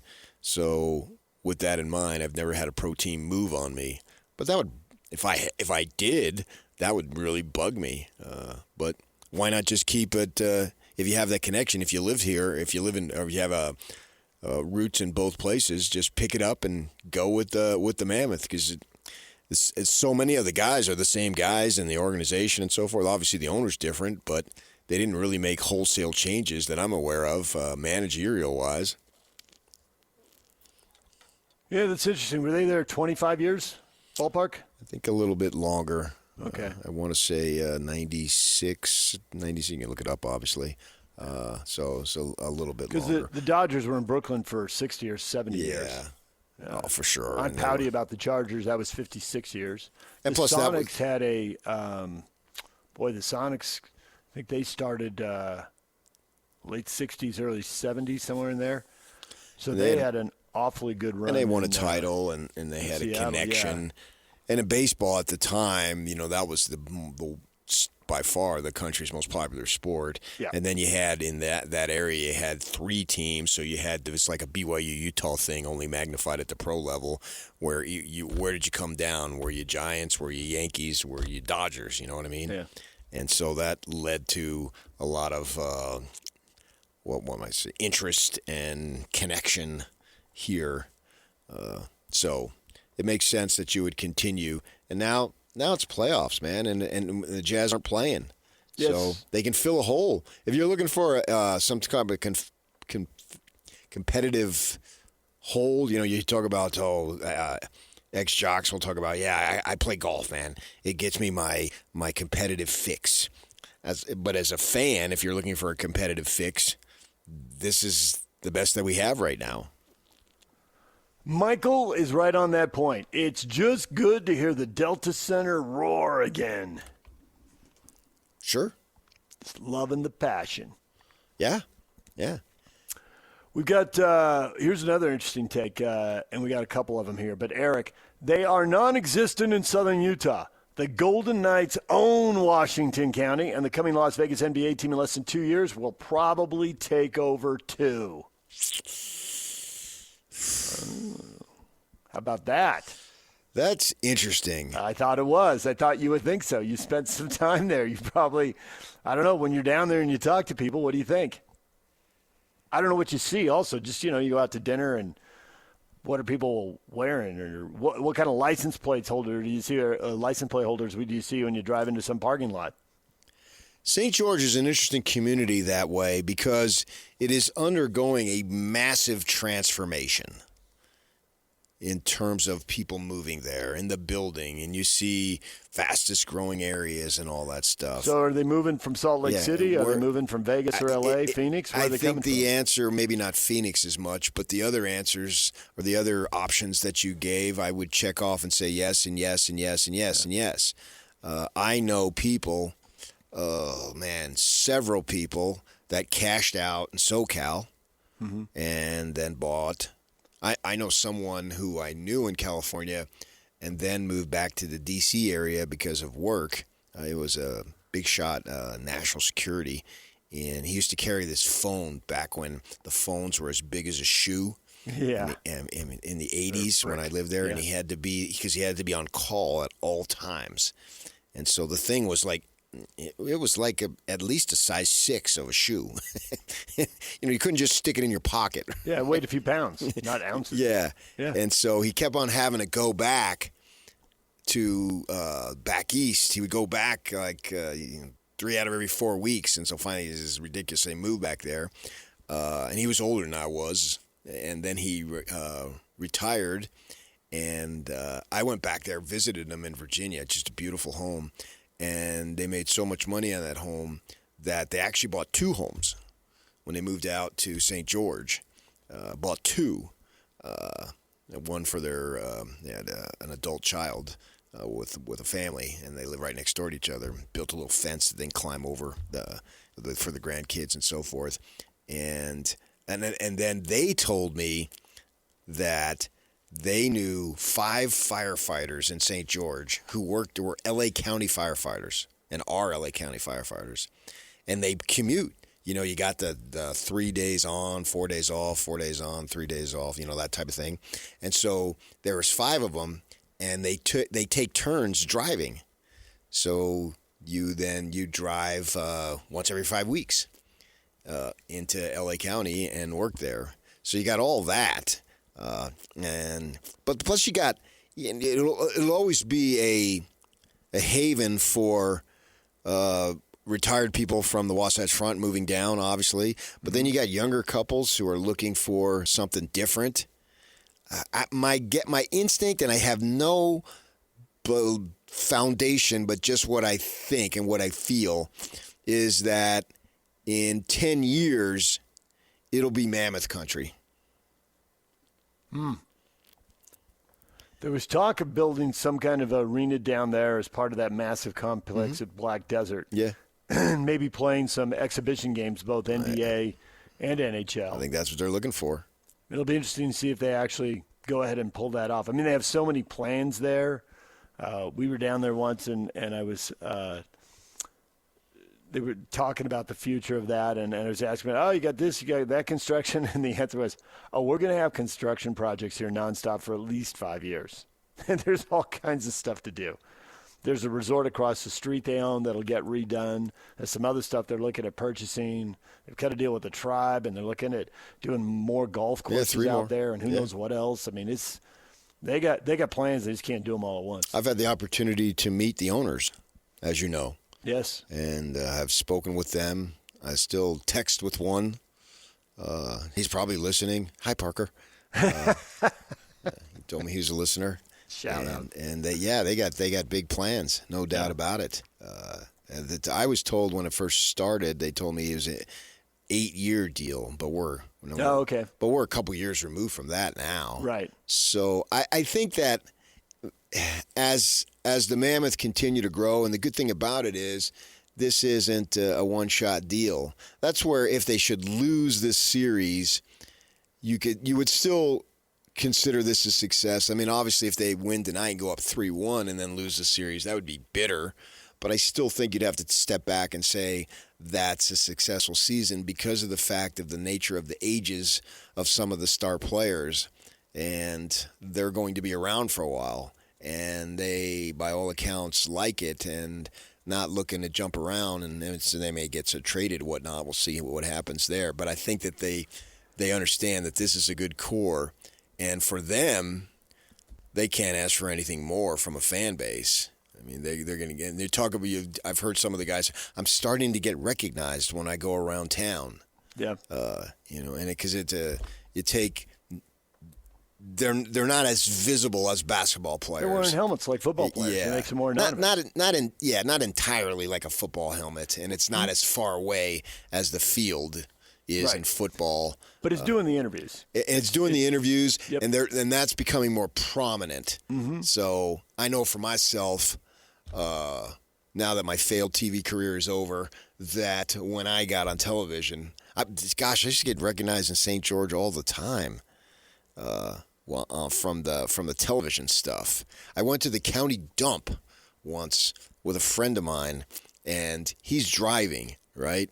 And so we got a truck and got a bunch of stuff in the bed of the truck, and you pull up to the dump, and the lady checks you in because I think if you live there, you get a certain amount of free access to it. Right. I don't want to say free dumps. That doesn't sound right. That sounds bad. But you get the point. And the lady looks down, she bends down, and she says, "I know who you are." And I'm in raggy clothes because we're doing work, obviously. Yeah, and, you're going to the dump. Yeah, and so that the prominence of the television had lifted my public profile enormously. And so now these guys are going to be seen, and I think they're going to enjoy it because it's mostly going to be positive. As any like mine, 99.999% of my interactions with the public have always been positive, and they're going to enjoy that, especially, man, if they move on to the second round. That's why tonight, man, going up 3-1, that isn't clinching, and plenty of teams in sports have come back from 3-1, but that's certainly a stronghold on the series. I don't want to say it's easy, but if it's as comfortable as it was on Friday night, then you're like, oh my gosh, what's Vegas got to be thinking? What's their psyche? Are they a broken team? Yeah. You're right. We'll have to see the complexion of the game. Absolutely. My thought would be it would be a little tighter, but not that it came easy for them. I'm not saying that, but it just it came so just was so good. It was comfortable. And a 4-0 lead, Yeah. and in a sport where then the other team is battling against the clock, so they got to beat two things. They got to beat you and the clock, and that's hard to do. Particularly in that situation, which obviously Vegas didn't do it. But all the experts who know about it more than I do have all said they expect this series to be long. So even if the Mammoth lose tonight, okay, that's a stinker, but I don't think that it sways a huge advantage one way or the other. It's best of 3, and we just start over. Yeah. Yeah. I think that there are parallels between the Jazz and the Mammoth, and there's certainly the Mammoth have taken a step forward, so there needs to be a measure of satisfaction in that. And there are young guys. I mean, Cooley is 21, Gunther is 23, right? Paterka is 24, and they've got all these guys coming up. But it's like the Jazz. You can say, well, Ace Bailey is young, right? And they've got other multiple guys who are young. Kessler, if they re-sign him. Keontae George, assuming they re-sign him, right? They've got a lot of these draft picks. But you can't just kick the can down the road because you have guys who are in their prime right now. For the Jazz, it'll be Jackson and Markkanen next year. And so it's, these next 2-3 years are really critical while those guys are in their prime. And I think it's the same thing with the Mammoth. Sergachev is 27. He's really good. This is his prime. You got to capitalize it. Veggie in goal is 29 years old. This is his prime. You need to capitalize on it. So it's kind of like there's two groups. Yes, there are young guys who provide a promising, long-term future. And so the people earlier were saying, hey, they could do something for 10 years. Well, you're right. They could be relevant for 10 years. I think they will be. They could be a long way away from a rebuild. But there are guys that are leaning on right now. Casey Keller is 27. This is his prime. Let's go. Clayton Keller, but yeah. Yeah, I'm sorry, Clayton Keller, yes. Yeah. This is his prime. Let's go. But who are the best players? If it's the younger guys, then the older guys, as they age out, can be replaced easier if the best players are still approaching their prime. Well, Clayton Keller led them in points this year, and I think Sergachev is clearly the top defenseman. So there's that. But at the same time, Cooley's getting better, and obviously got hurt this year, so that's going to impact the stats. But he looked really good when he's out there, and doesn't he look like a guy who's just like playoff hockey, like give it to me, straight into my veins, let's go. They had an interview with him after he scored the game winner, and it was just like he was dreaming this his whole life. He's the kid in the candy store, and he's not waiting to get good. He's good now. Sure, and I think anytime you have an opportunity, you need to take advantage of because there's no guarantees on anything. Nope, no guarantee you'll be back. Do it now. Yeah, and that's why tonight is critical. It's not a must-win for either team, but going up 3-1, especially for an upstart team that I think needs some positive reinforcement. Each step you take, you've cleared a barrier for the first time. Other guys have cleared it with other situations, as you mentioned with Sergachev. But this group, everything here has been together. And so I've always believed you win as a team, lose as a team. And it's hard for me to instill phony confidence in you. But if we have success, then the confidence that I try to instill in you no longer is phony. It's legitimate. and it becomes easier to accept, and your confidence grows and my confidence grows, and we grow together. And I think that's what we can have here this very series if they get it done. DJ and PK, a lot of really good responses to this question. The Mammoth converting you. There are so many answers aside from just yes or no. We will get to more of them coming up. We've also got NBA playoffs to get to. Steve Cleveland is going to join us at the top of the hour. And if you want more on this Game 4 matchup tonight, Jay Stevens is here at the top of the 9 o'clock hour. We'll be talking Mammoth and Golden Knights with him. Stay tuned. DJ and PK, it's 97.5, the KSL Sports Zone. Nobody brings you better coverage of the teams you're passionate about than these guys. Try some more. This is DJ and PK on 97.5, the KSL Sports Zone. DJ and PK, it's 97.5, the KSL Sports Zone. We're talking basketball with Steve Cleveland in our very next segment. And PK, over the weekend, there was a little brouhaha, a dust-up. Was Nikola Jokić right to go after Jaden McDaniels for shooting the ball in the final seconds with Minnesota leading Denver by 14 points. Minnesota up 3-1 in that series. Didn't that feel a little performative to you? Because it did to me. It was a little bit like, well, he's not supposed to do that. You're supposed to be upset. I have a hard time believing they're really that upset. Maybe in the moment they are, but it's also you're down 3-1. You're looking for something. Isn't this straight out of Jordan's documentary? Like, make something up to get yourself fired up if you have to. Whatever. Find a little thing and make it big, or in Jordan's case, find nothing at all and just totally create it in your mind. Yeah, but this is what they do. If you do that, that becomes an issue. Gave him the perfect reason, the perfect excuse. Whether Clinton. It's a playoff or it's a regular season or whatever, that when you do that, you should expect blowback.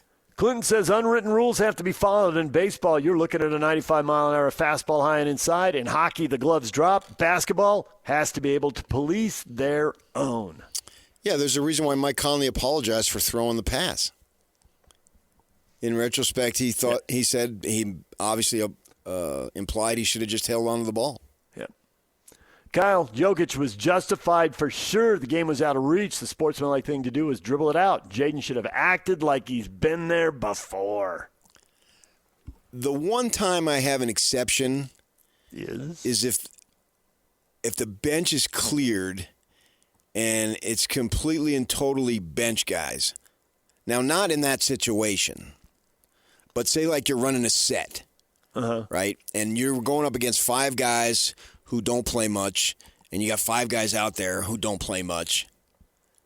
I don't necessarily see a problem if they want to play to the final buzzer, but not if that was in situation where if that was a situation where you got one of those 5 bench guys cherry picking at the end of the floor, at the other end. I'm talking about you're in a half court situation and you're playing, right? Because those guys get an opportunity to play. We talked about it with the Jazz. Is that Will Hardy, Austin Ainge, and all these managers had an opportunity to evaluate all these players. So even though these games weren't thrilling and exciting in terms of trying to win at the highest level, the guys on the floor were trying to compete the best they could because they're trying to show not just, as Jerry Sloan would say, not just our organization, but every single one of them out there, right? Because that's what it's about. If you can stick in the league. Who really cares what team you're on if you're a 10 through 15th guy on the roster? So I would have no problem if those guys were playing because they don't get to play a lot. And so take advantage of that. Not in that literal situation. I'm talking about with like 25 seconds to go, 30 seconds to go, under a minute. I have got no problem with them playing it out. But in this situation, you're talking to a player who plays a lot, talking about a player who plays a lot, and Jokić isn't going to have any of that. We've seen him, who was it? One of the Morris twins fouled him, and he didn't like it, and he went up and shoved him. So he'll do that. That's who he is, man. And I didn't think I would be something when it happened. I wasn't watching it live. I don't believe I was anyway. You see so much stuff, you can't remember what you're watching, and then you see it. Even if you didn't see it live, you can find it in 2 seconds.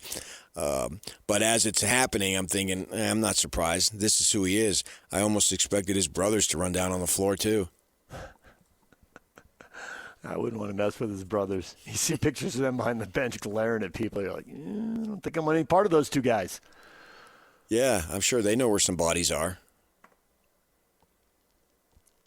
Brian, I remember when Malone did the same thing to the Warriors back in the day, and Greg Ballard threw a basketball and a fist into his face, and then a huge brawl with players and coaches, fans in the Salt Palace. He scored a layup.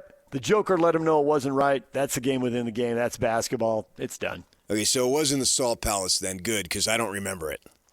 DeJuro says if the Nuggets come all the way back, somehow McDaniels may regret that basket. Well, look, if Denver comes back, aren't we going to blame the 2 injuries? They're missing 2 of their top 5 or 6 players here. Yeah, certainly the one injury. I mean, nothing against DiVincenzo, but he's not Anthony Edwards. But he's a nice player. He's not Anthony Edwards nice player at all. He's a nice player. But when you lose Edwards and then you lose, now you're moving 2 guys in. Yeah, I mean, that's a significant blow. Yeah, obviously. Yeah. That's a double whammy. Yeah. Yep. And I think if they lose the series, I still don't expect them to lose the series. I think that teams can compensate in the short term for injuries. In the long term, especially when you only need one to win one of the next 3. I mean, Denver can go out there and shoot 32% in whatever one of these games, right? That's the nature of shooting, and they can lose the game, and then they would lose the series. But unless Anthony Edwards comes back in short order for the next series, I think they're toast, and that sucks for them. Yep. But yeah, that as far as the series goes, yeah, I understand what you're saying. But in this thing, if you do that, you're going to have to expect some blowback. All the people in Phoenix and I've seen this on social media, several of these guys came off the bench, and they're still hung up on. Oh, yeah, I saw references to it. Yeah. And that, you can say that's Phoenix, that's emotion, it's their team. But I saw national people commenting and writing on it. Yeah. Like it's just a different era. It isn't letter of the law the way it was 19 years ago when the Suns, and they went right into all the details. They cost Steve Nash an NBA title. It very well could have. I mean, you never know what would have happened, but they looked like they were in a great spot and set up. And then, man, that's just getting the chair pulled out from under you. That was because Ori. That was as harsh a decision. Cheap-shotted Nash into the scores table. That was as harsh as a decision as we've seen out of any commissioner's office in any sport in the postseason. And it was wrong. Championship contender. There's not another championship contender that can point to a moment like that from a commissioner's office. You can go in a game and say that pass interference or that foul or whatever, but not from the league office. You don't want referees deciding the game. The commissioner decided not just the series, but the NBA winner, because then the Spurs went out and swept the Nets. The finals were a foregone conclusion. Yeah. The finals were a foregone conclusion. Yeah. So, all right, DJ and PK. Well, we'll see. It's I thought it was going to be the Spurs and the Thunder in the conference final. I think I told you in December. I'm looking forward to the Spurs there's always a chance something can happen. But the chance something can happen is getting taken away by injuries here. The Lakers have injuries. The Rockets have injuries. The Timberwolves have injuries. Most of the teams that you think maybe could pull an upset, maybe somehow they could take one of the top 2 down, they're shorthanded. They got no shot at that point. So, and there might be more injuries to come. Who knows? You never know. I mean, the Spurs had their scare. Now, Big Vic's back, but they had their scare for sure. Yeah.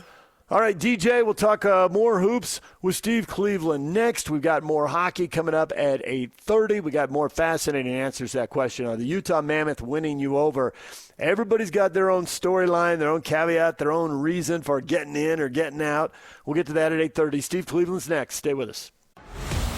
This year, experience the NHL playoffs your way. Want to watch a single, do or die Game 7, a full week of heavy-hitting back-and-forth series? Then check out Sling's 1, 3, and 7-day passes. Watch the Chase for the Cup on ESPN and TNT, starting as low as $4.99. No long-term contracts or overpaying. Just live hockey at home or when you want it. Sling lets you do that. Visit sling.com to learn more. This is Utah's best coverage of the Utes, Cougars, Jazz, and Mammoth. Here we go. From the guys who have been there for all the biggest moments in Utah sports history. You're listening to DJ and PK on 97.5, the KSL Sports Zone. PK, it's 97.5, the KSL Sports Zone. The NBA playoffs continuing without the Utah Jazz. Feel like you're watching a friend go on some big vacation and you're just sitting at home and you're 8 years old and they're going cool places, seeing cool games, doing cool stuff, and you're just sitting at home with no one to play catch with, PK. Well, that's why I had a paper out and I bought a pitchback.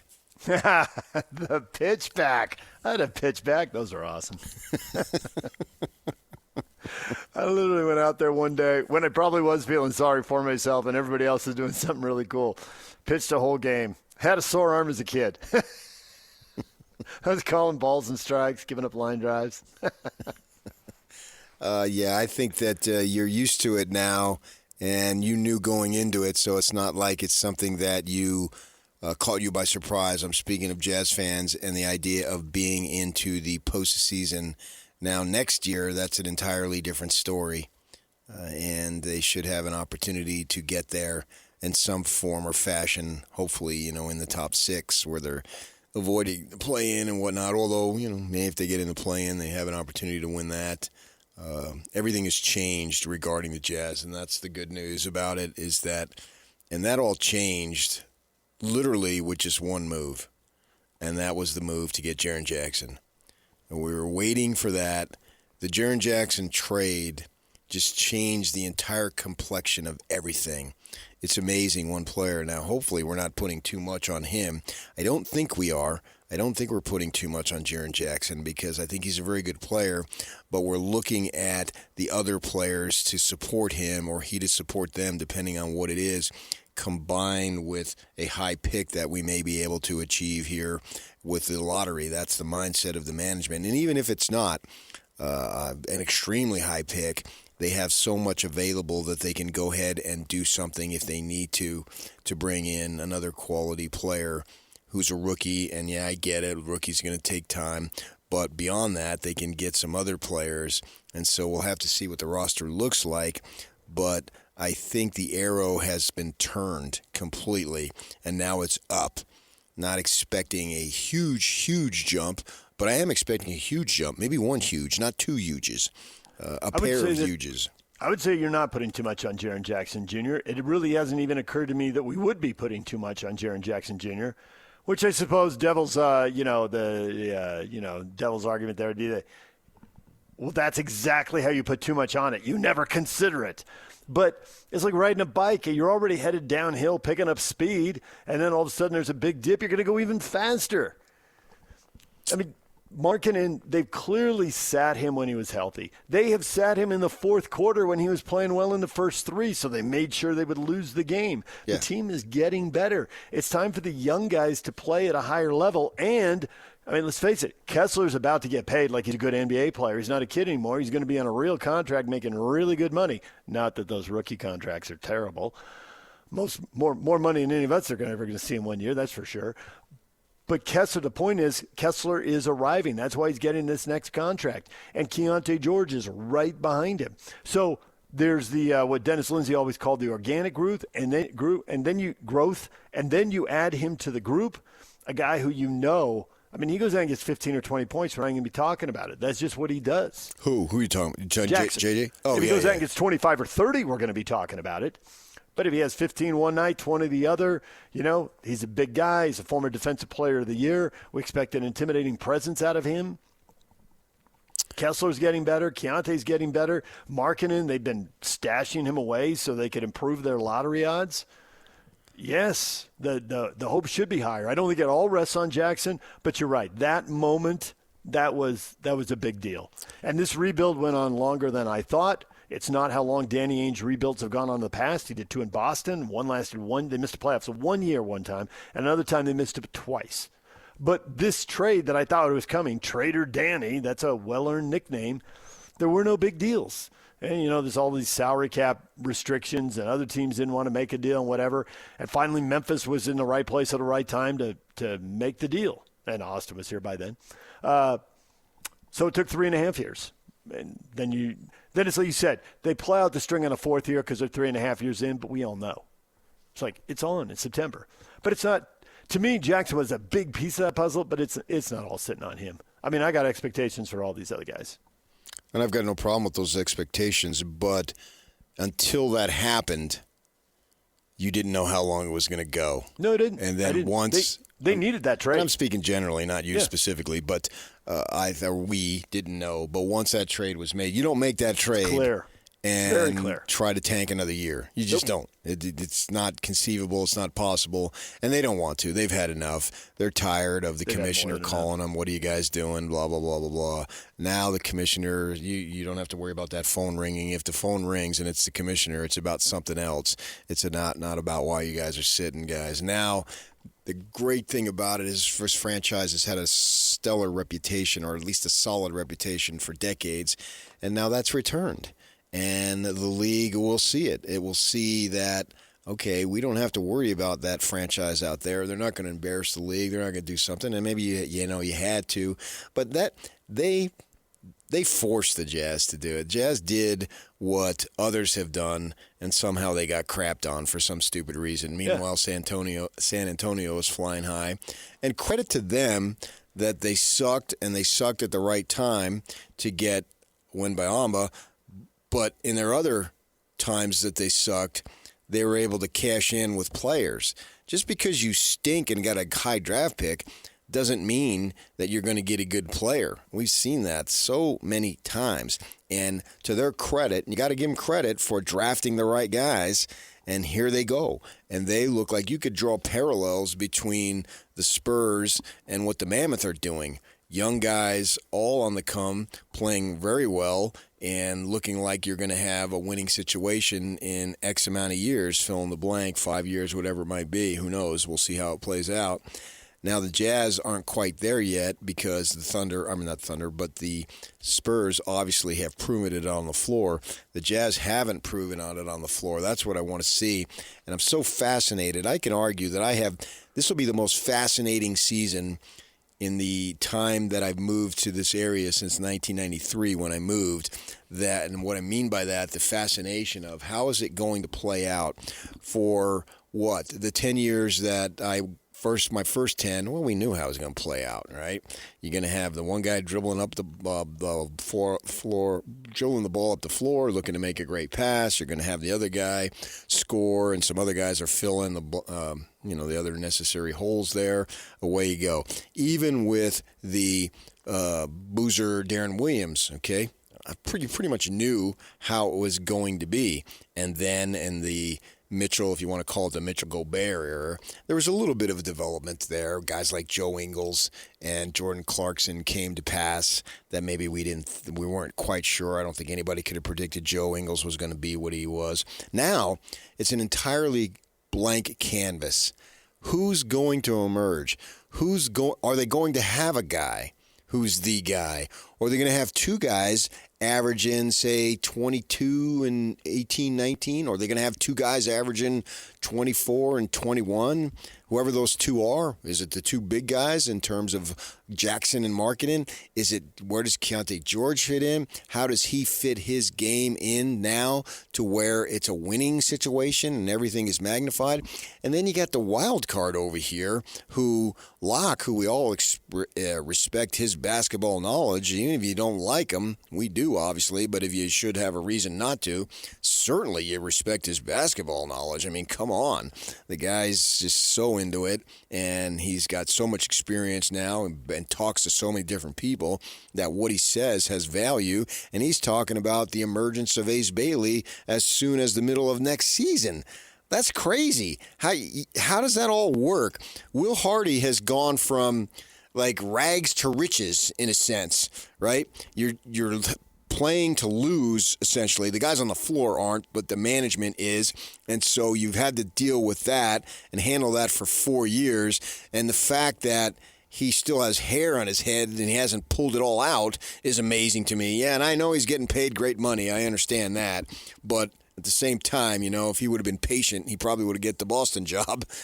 So you play those mind games. Now, this season, how does he direct all these pieces of the puzzle? Name me a coach in Jazz history who's had to do what he's about to do. I don't think you can. Now, I don't go back. I know Frank Layden was a character, so certainly we knew of him, but that's the extent of it. Jerry Sloan, when he takes over, right, the emergence of two Hall of Famers, well, don't get in their way, right? I think Jerry Sloan's greatness was in his ability to put far lesser players in roles in which they can succeed, and they did, taking nothing away from how he handled Stockton to allow him to play effectively much later than he probably should have, right? But you knew, don't really mess with those guys. His greatness and genius was the system that allowed role players to really flourish. And what does Will Hardy do? How does he handle this? I am so fascinated how this is going to play out and what it's going to be. It's, for me, after slogging through these last 4 years, I am super excited to turn on that television or go to these games starting from game 1 next season. I think that this rebuild reminds me a lot of that Carlos Boozer, Darren Williams rebuild. I think that last one, with Hayward leaving and Mitchell showing up, that was really weird. It had its own time and it's had its own thing going on there. But Jackson comes in kind of in the Boozer role. All right, this guy's been successful. How much more successful can he be? Jackson's a little older and more established than Boozer was. Boozer had only been in the league 2 years, I think, when he jumped to the Jazz. And then you've got D. Will, kind of the Ace Bailey thing, like, man, I see some upside here. This could really work. Kirilenko had been on the roster a long time. I don't know if there's a perfect comparison to him or Memos, but I do see some other comparisons there that make sense to me. They'd been down 3 years, and that was they were really frustrated because it looked like the first year, this is what turned out to be the third year missing the playoffs. There were injuries, and D. Will was sitting, but he was starting, but he was sitting. So there's this like, hey, we're ready to go. Why isn't it going? And I think that's what we felt here with the fourth year in this rebuild. Like, isn't it about time? Shouldn't we be going by now? So I think there's some parallels with that rebuild. You're right, the Stockton Malone thing was totally different. I think that Hayward-Mitchell dynamic, that was highly unusual. To lose a player that caliber and to get a player that caliber immediately in the draft who you could plug in right away, who wasn't a 3 or 4 year, warm him up, get him ready to go guy. He was ready to go right away. So we'll see. I think the cool thing about this versus then was you knew that team was really skilled, but they weren't that big, and they were a little undersized and maybe not that athletic. They had some in D. Will, they had some in Kirilenko, whereas now it's like this team's huge, and there looks like there's a lot of athleticism, and if they get lucky in the draft, there's going to be even more. So I see the parallels, but I can see why this one might excite fans a little more. And then you do have the coaching thing. Like Sloan was really a known quantity. The only question, I guess, at that point was, is he still going to have the fire year after year? How is he going to relate to these young guys? And the answer was very well to some and not so well to D. Will. There was always going to be a problem with D. Will. But other guys like Millsap, awesome, great, fantastic, no problem. Plug him in, let's go. So, and now you got a coach here who just doesn't have the track record. With Jerry, it was really bizarre, but it's like he'd been doing the job for 15 years. We knew him inside and out. We knew what he was going to say before he said it. I don't see very many parallels in that Boozer-Williams thing to this team.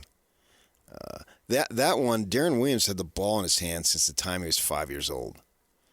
And he took his team to the Final Four, right? And so he was going to come in. Once Sloan gave him the keys, he was going to drive it. And it took a bit for him to get the keys, I understood. Jerry wanted to do what he did there. But here next year, who gets the keys? That's what I'm saying. Who has it? Who's going to be the man? We knew once they signed Boozer that, okay, he's going to be the low post guy. They brought in Okur. Well, he wasn't going to be a back-to-the-basket guy. Nope. That wasn't his game. He's going to run out the three-point line and shoot threes while D. Will drove. Okur, I wish he played today. He'd be more valuable than he was then. And who's it going to be? Now, Jackson likes to take threes. Boozer went most of his career with zero three-point attempts. No, he was at the high post. Yeah. High post or low post. That was it. And he wasn't no one was at his position was really a three-point shooter at that point. And Jaren Jackson fancies himself as a three-point shooter. And how's that going to play out? Marketing fancies himself as a three-point shooter, right? Are their games offensively, are they duplicates? I'm not saying they are. I'm asking the question, are they duplicates? How's that going to play out? How's the space going to be for them? Because you're going to need room, right? You have to have space. Spacing is huge in this game. Jerseys talk about it all the time. And so how's that going to play out? And how's that wonderful backcourt of George Bailey fit into the equation, right? You don't want to stifle Ace Bailey's development, nor do you want to stifle Keontae George's his development, because he had massive development this season. Does he deserve an opportunity to have the ball in his hands? Does he deserve an opportunity to be the man? Well, I think when he hits the gym, they've been out, their season's been over for a little bit, and so he's going to get himself back in there working. And Ace Bailey, I saw somebody did a little interview. He's talking about, I'm staying here in Salt Lake City. I want to really have a great second season. Okay. Is he the fourth fiddle? It's hard for fourth options to really flourish, right? How's that going to be? I don't know the answers to any of these things. The great thing is that all four guys that I just mentioned, wildly talented. You're not trying to squeeze something out of them that they're incapable of doing. You don't necessarily need them to perform way beyond their capability. You know, you hear, have a career year. Well, Ace Bailey, the next 5 years are probably going to be career years because he's so young and he's going to build upon it. But I don't think they need these folks to perform way beyond their capability. And if that's the case, how does it all mesh? The meshation of this team, I find it fascinating to see how it's going to develop from the offensive standpoint. If you bring back Kessler, I think that's the defensive anchor that you need. And so the emphasis that they put on defensively, as we've heard Will Hardy speak about that over and over, and he spoke about it right at the end there in his final address before they depart for the summer. You know, it's going to be at the defensive end. Great. And I expect that, right? And if you don't D up and give it everything you got on the defensive end, the good thing now is he's got options, and it's not like when Steve Cleveland first took over at BYU, he had no options. He had to play those guys whether they dogged it or not because there was nobody else to play. Here, he can throw in some other guys. But on the offensive end, who's going to be the man? What are going to be the slots? You know, who's going to be the primary? And 1 through 4. How's that going to be? How is he going to rotate through them, PK? Because none of these guys are going to play 82 games. Some of them, we'll see if somebody plays 75. Right now, I would take no. So you will have some guys at 70. You'll have others at 60 or 65. So those 4 guys you mentioned, you're right. You know, there's only one basketball. Who gets the shots? But if people are missing 10, 15, 20 games, that takes away some of the pressure. Sure, but they're not going to do that in the playoffs, though. They're all going to be there. Well, we'd like to think so. We would like to think so. We'll see when we get there if they're all going to be there. I mean, the playoff injuries are up. We can get it. We can do another segment on that. DJ and PK, we're going to take a break right now. Coming up next, the Utah Mammoth. You buying in? Are the playoffs winning you over? We were sharing people's stories earlier this morning. There were a lot of different stories, interesting takes. Some people moved from Arizona. The whole take on what was happening in the St. George area. Obviously, winning matters a lot. But there are more people shaping their fandom in interesting ways, and we will get to that next. Stay with us. DJ and PK. It's 97.5, the KSL Sports Zone. This year, experience the NHL playoffs your way. Want to watch a single, do or die Game 7, a full week of heavy-hitting back-and-forth series? Then check out Sling's 1, 3, and 7-day passes. Watch the Chase for the Cup on ESPN and TNT, starting as low as $4.99. No long-term contracts or overpaying. Just live hockey at home or when you want it. Sling lets you do that. Visit sling.com to learn more. Over 2 decades of sports radio dominance in Utah. My favorite. This is DJ and PK on 97.5, the KSL Sports Zone.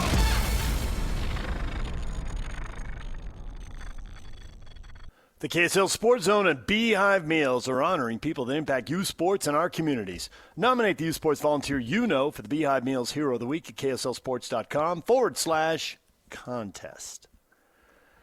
PK, one of your better efforts You put up a question on our Facebook page, DJ and PK, are the Mammoth converting you yet? And we got a lot of answers on this. Some of them really predictable. Tony, absolutely. Tony, he loves playoff hockey and he loves winning. So that's not very surprising. I think a lot of people buy into that.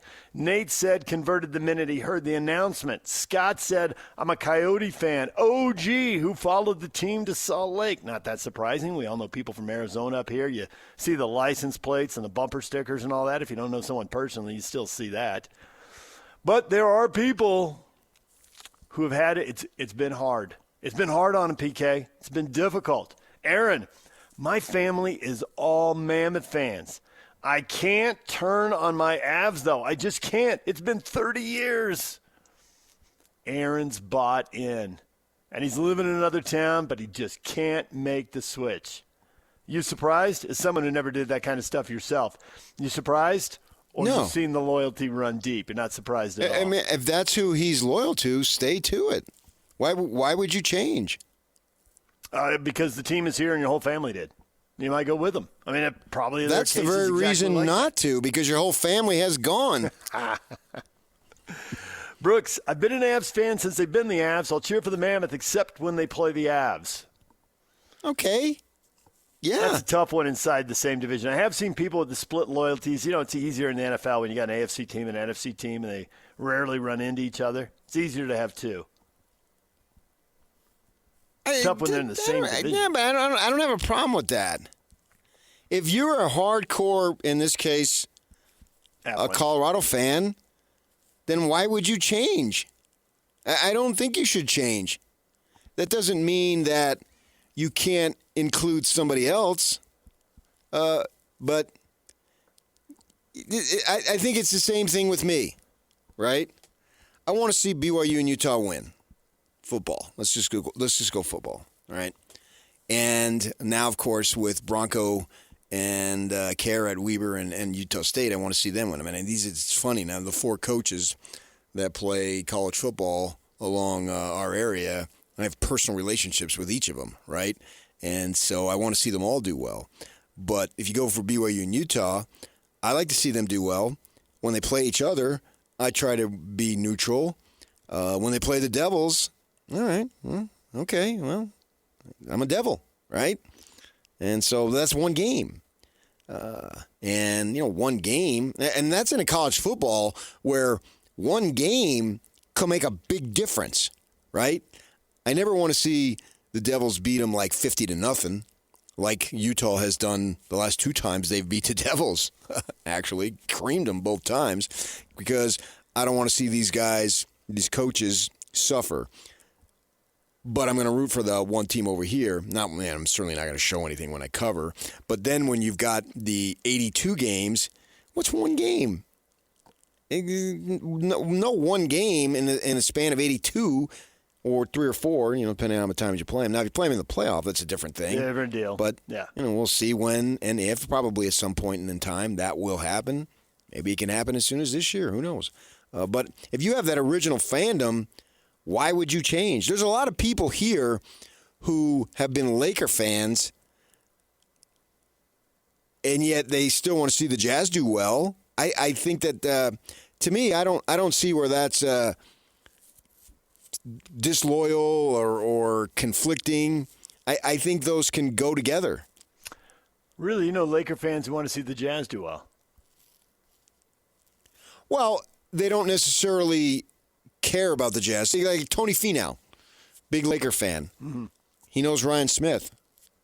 You want to see Ryan Smith lose? This guy's a friend of mine. Speaking from Tony, not me. I'm not. Yeah. Ryan Smith's not a friend of mine. But you're not hanging out, going to Cafe Rio together. We are not. I mean, I've talked to him many times, but I'm not even sure he knows my name. I think he knows your name. I love it when you say that, man. Do you say that now just so you can get me to say the other one? You're just prompting me? You think he knows my name? I do. I don't think so. Okay. He may know PK, but that's not my name. I think he knows your name.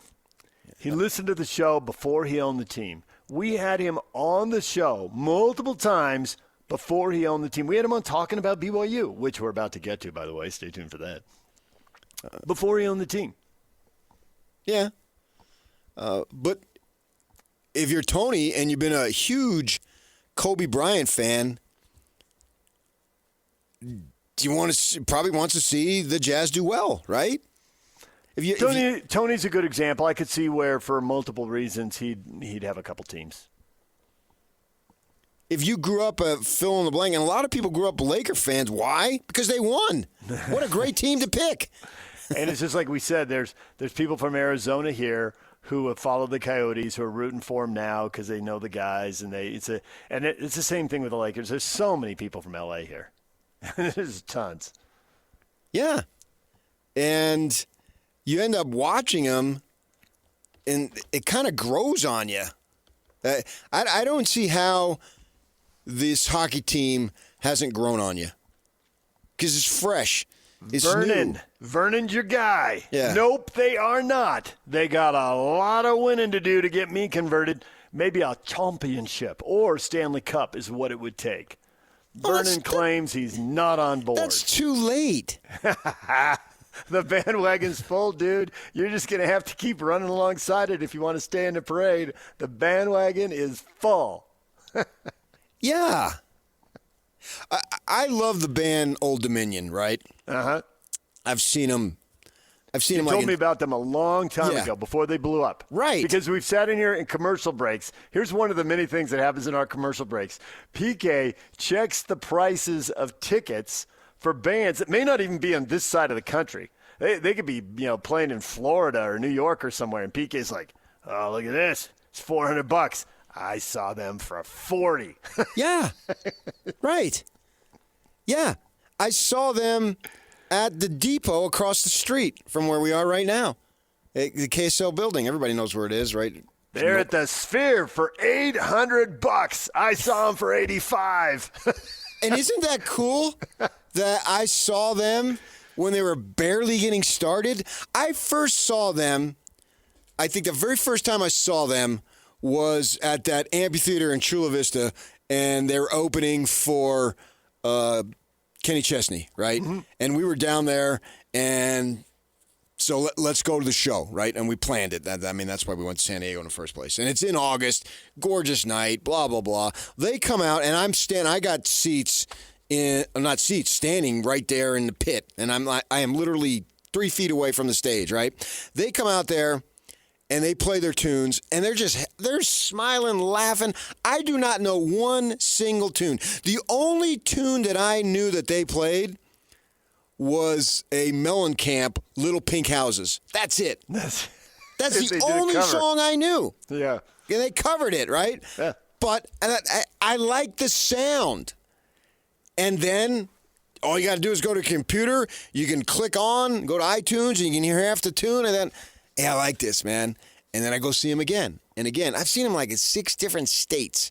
I love going to concerts outside of my home state, which would be, in my case, would be 3 home states: California, Phoenix, and here. Or Vegas, for that matter, since I've seen so many shows in Vegas, right? I saw him in Hawaii. I saw him in Idaho. And now they're blown up, right? I saw them in Colorado. They played at Red Rocks a couple years back. Peyton Manning was there dancing away. And I could say, I knew these guys win. Now they've blown up big time. Well, I knew them when nobody knew them. I think that totally resonates with sports fans. Isn't that the same thing? You don't want to wait till they win a championship. Yeah. You want to get on board now. We all want to see someone break out as a rookie. And if you have a chance to see one in college before they go in pro, or if you see them in high school before they go to college, people were watching Puka Nacua at Orem High. He made a catch. I think it was a season opener of his senior year.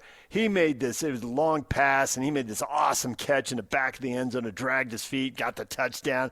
Oh, that Puka Nacua kid is awesome. And then somebody else was like, oh, yeah, I knew it last year. He was lighting people up as a junior. You always want to be in early.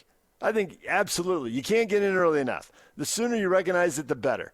And you've told us this story, and this is another thing we talked about in commercial breaks. You came back from some youth baseball tournament, and you're telling me a story about a 12-year-old catcher, and parents are whispering about him reverentially, like, oh, I hear he's going to be here. He's not going to be here for the Friday games, but he's going to come in. He's going to play Saturday. He's 12. He's in the 6th grade. How early do you have to start with the hero worship? Well, he grew up to be Bryce Harper. So, turns out he was pretty good. People wanted to be in on him early, before he was a teenager. Yeah. Nonetheless. I mean, you were telling me about it at 12, but there's somebody out there who can top it. Well, I saw him at 10. I knew he was something then. I knew him in the 4th grade. No, I waited till he was 12. I wanted more proof. Hey, don't buy these 4th and 5th graders, man. You'll get led astray. You got to wait till the 6th grade to figure it out. Well, now they reorganized, and 6th grade is junior high. Yeah. That's true. Well, and he did. I remember you coming in one morning like, the rumor is that Bryce Harper is going to get his GED. I'm like, what is he doing that for? So he can go to JC a year earlier and be eligible for the draft a year earlier. I'm like, ooh, and start making the big money. I think it was 2 years. That makes total sense. I was way behind the curve on that. He did it after a sophomore season in high school. Yeah, but you were telling me the 10th grader is going to take the GED. Right. Because apparently it was just common knowledge down in Vegas, and then the baseball community knows, and everybody wants to be in there. And I knew baseball people in Vegas at the time. That's the earliest. There's a reason Sports Illustrated, before it became whatever it is now, but back when it was the preeminent sports magazine and such things mattered, there was a reason that they were doing a massive profile on LeBron as a 16-year-old. Yeah. And there was a reason that when Reggie Bush was a junior, and as you pointed out, I'd left San Diego and hadn't lived there in 20 years at that point or whatever it was, and the San Diego newspaper, back when such things were really important, did like PK. It was like a 100-inch story. Wow. It went on. It jumped twice. It was Really? on the cover. Nice. Then you went inside. Then you went to another page inside. I kept reading it. It's like, is this like a biography on this guy? Well, they want to get on the record. We knew Reggie was special. And by the time he's cutting up Fresno State at 1 a.m. with a run that is still on highlight shows, they're like, we knew. We knew. Yeah, so that poster on Facebook, don't tell me about you want to wait till they win a title. No, get on board with the Mammoth. That's why people went to the arena day one for the welcome. I was there when they got off the plane. Yeah, and if and when the Jazz win their title, all these folks that have been with them for 30, 40, 50 years celebrate wildly. Celebrate wildly because you've earned the right to celebrate. This dude who jumps on after, you haven't earned the right to celebrate. No, not at all, man. We saw that when the Red Sox won and people went to cemeteries to be with their dead relatives. I still remember distinctly watching the San Francisco Giants. Now, they won 3.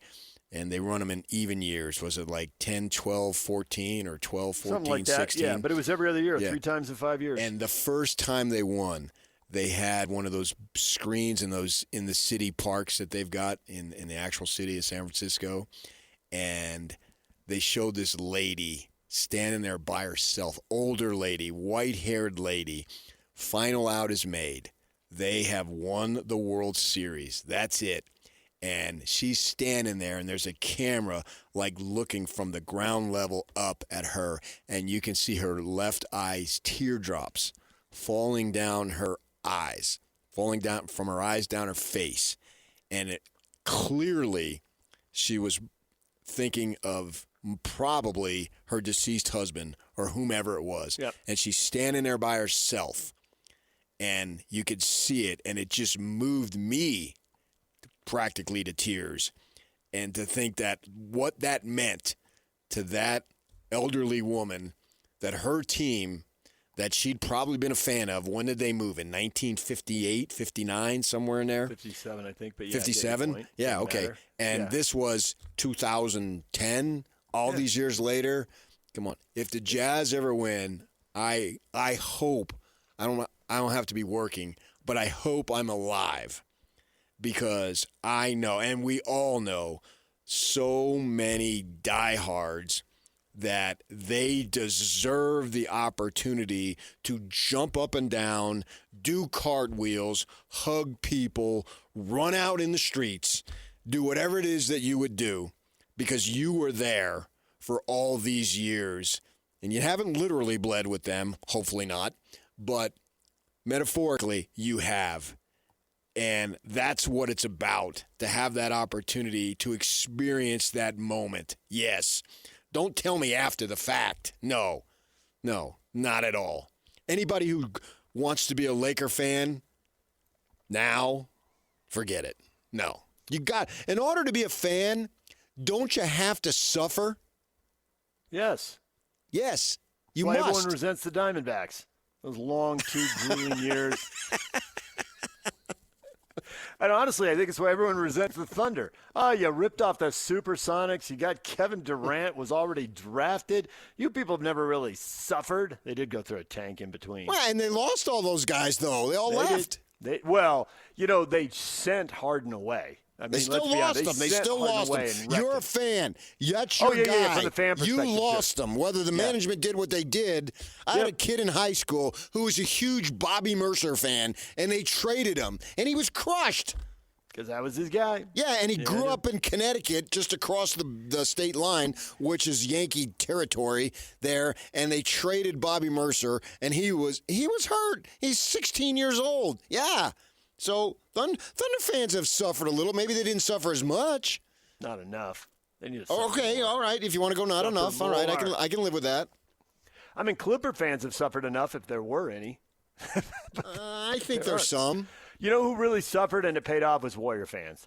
Warrior fans had a couple of lost decades in there. They were terrible. And it was because of the owner, and he sold, and they got a new owner, and they were smart enough to bring in Jerry West as a consultant, and he helped them make great decisions, and they had a great run. Well, every dynasty had to get to be a dynasty. You didn't just become a dynasty by opening up the doors. There's got to be some suffering along the lines. I went to college, and he just retired from being an anchor in Colorado Springs, and he was from Buffalo, and my gosh, he suffered. I just met a lady who introduced herself to me and said, I know everyone's excited about the Mammoth, but I'm from Buffalo. How about the Sabres? And I literally looked at her and said, oh, the Sabres and the Bills, you have suffered. She goes, I know, but look at them now. Yeah, okay, but the Bills really suffered. And they still suffer. They're suffering today. I think just Buffalo has suffered. The Sabres and the Bills, it's been agony. I've been to Buffalo. Go to Niagara Falls, right? I did. Flew into Buffalo. I've not been to Niagara Falls. I've walked the streets of Buffalo. Is that on one of your baseball trips? On your way to Pittsburgh or someplace? Toronto. Oh, Toronto. Okay. Yeah. All right, DJ and PK, it's 97.5, the KSL Sports Zone. Coming up, top of the hour, Jay Stevens will join us, and we will talk hockey playoffs with Jay. What does he think of Game 4 tonight? Jay's on the way. Stay with us. This year, experience the NHL playoffs your way.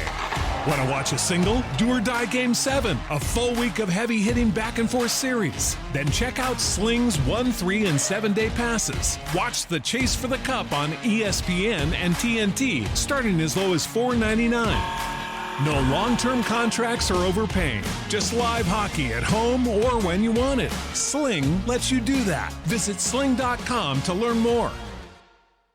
And now, your Rocky Mountain Chevy dealer strong play of the weekend.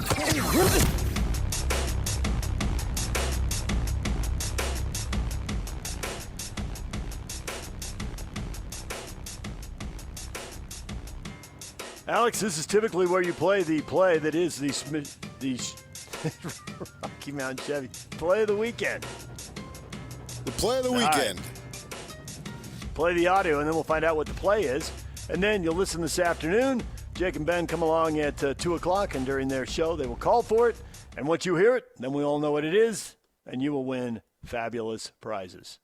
Okay. High fly ball. It could be. It might be. It is. You go with a home run? Yeah, just have them call in the home run call. Here's the specific call. What is it, Alex? Ducks possess the puck. It's Ryan Poehling to the front. Off a skate towards the net, and it's stopped by Jari near the goal line. Poking away. Scramble. Ducks think they have won the game, but there is no signal from the officials. After review, the puck completely crossed the goal line. Ryan Poehling wins the game in overtime, and the Anaheim Ducks take a stranglehold on the series with the two-time defending Western Conference champion Edmonton Oilers. They'll have a chance to close it out Tuesday night at Rogers Place after a 4-3 overtime victory in Game 4. Confusion and chaos in Anaheim. Know it today after 2 o'clock. Jake and Ben. There it is. Chevy Strong play of the game. And, of course, the winner of that series, and Anaheim's up 3-1 on Edmonton, the winner of that series will face the winner of the Utah-Vegas series. So doesn't that sound like the old days I used to say when the refs would huddle? Yes, I thought of that immediately.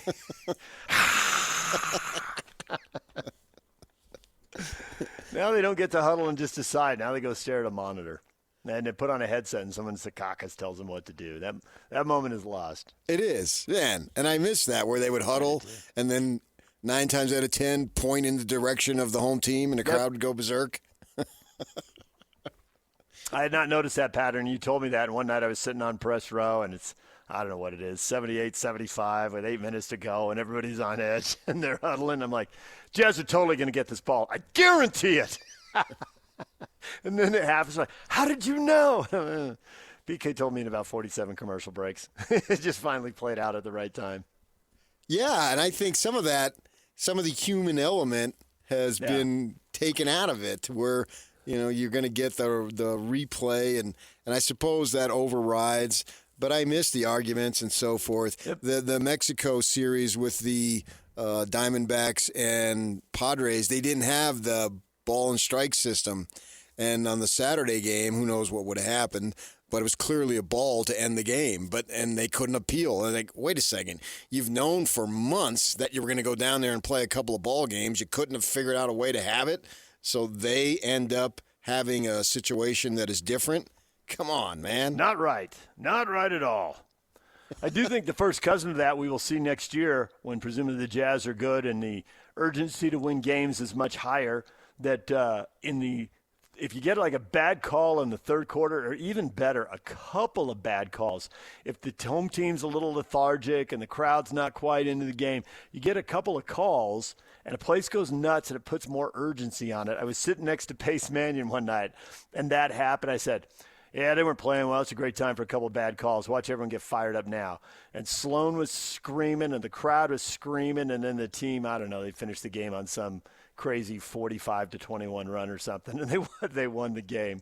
Bad calls in the third quarter get everybody amped up in a sense of urgency. We've been done wrong. They go nuts. Yeah. I suppose replay is good for the game, but I do miss the controversies that it creates. Well, when they don't get the replay right, then there's more controversies. Yeah, but how many times does that happen? Well, Real Salt Lake thinks it happened to them yesterday. Well, that's a whole other sport.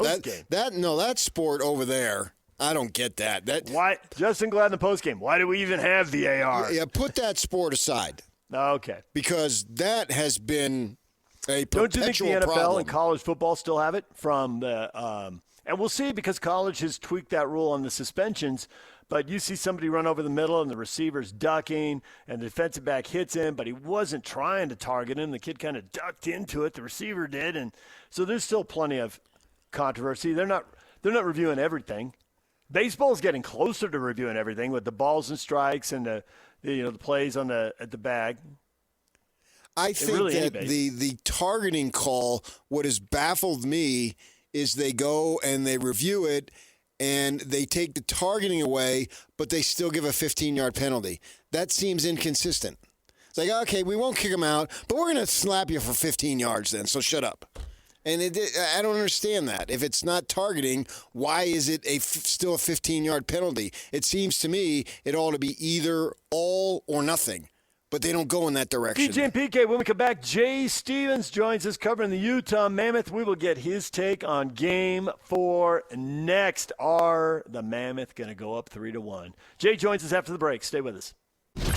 Nobody brings you better coverage of the teams you're passionate about than these guys. Try some more. This is DJ and PK on 97.5, the KSL Sports Zone.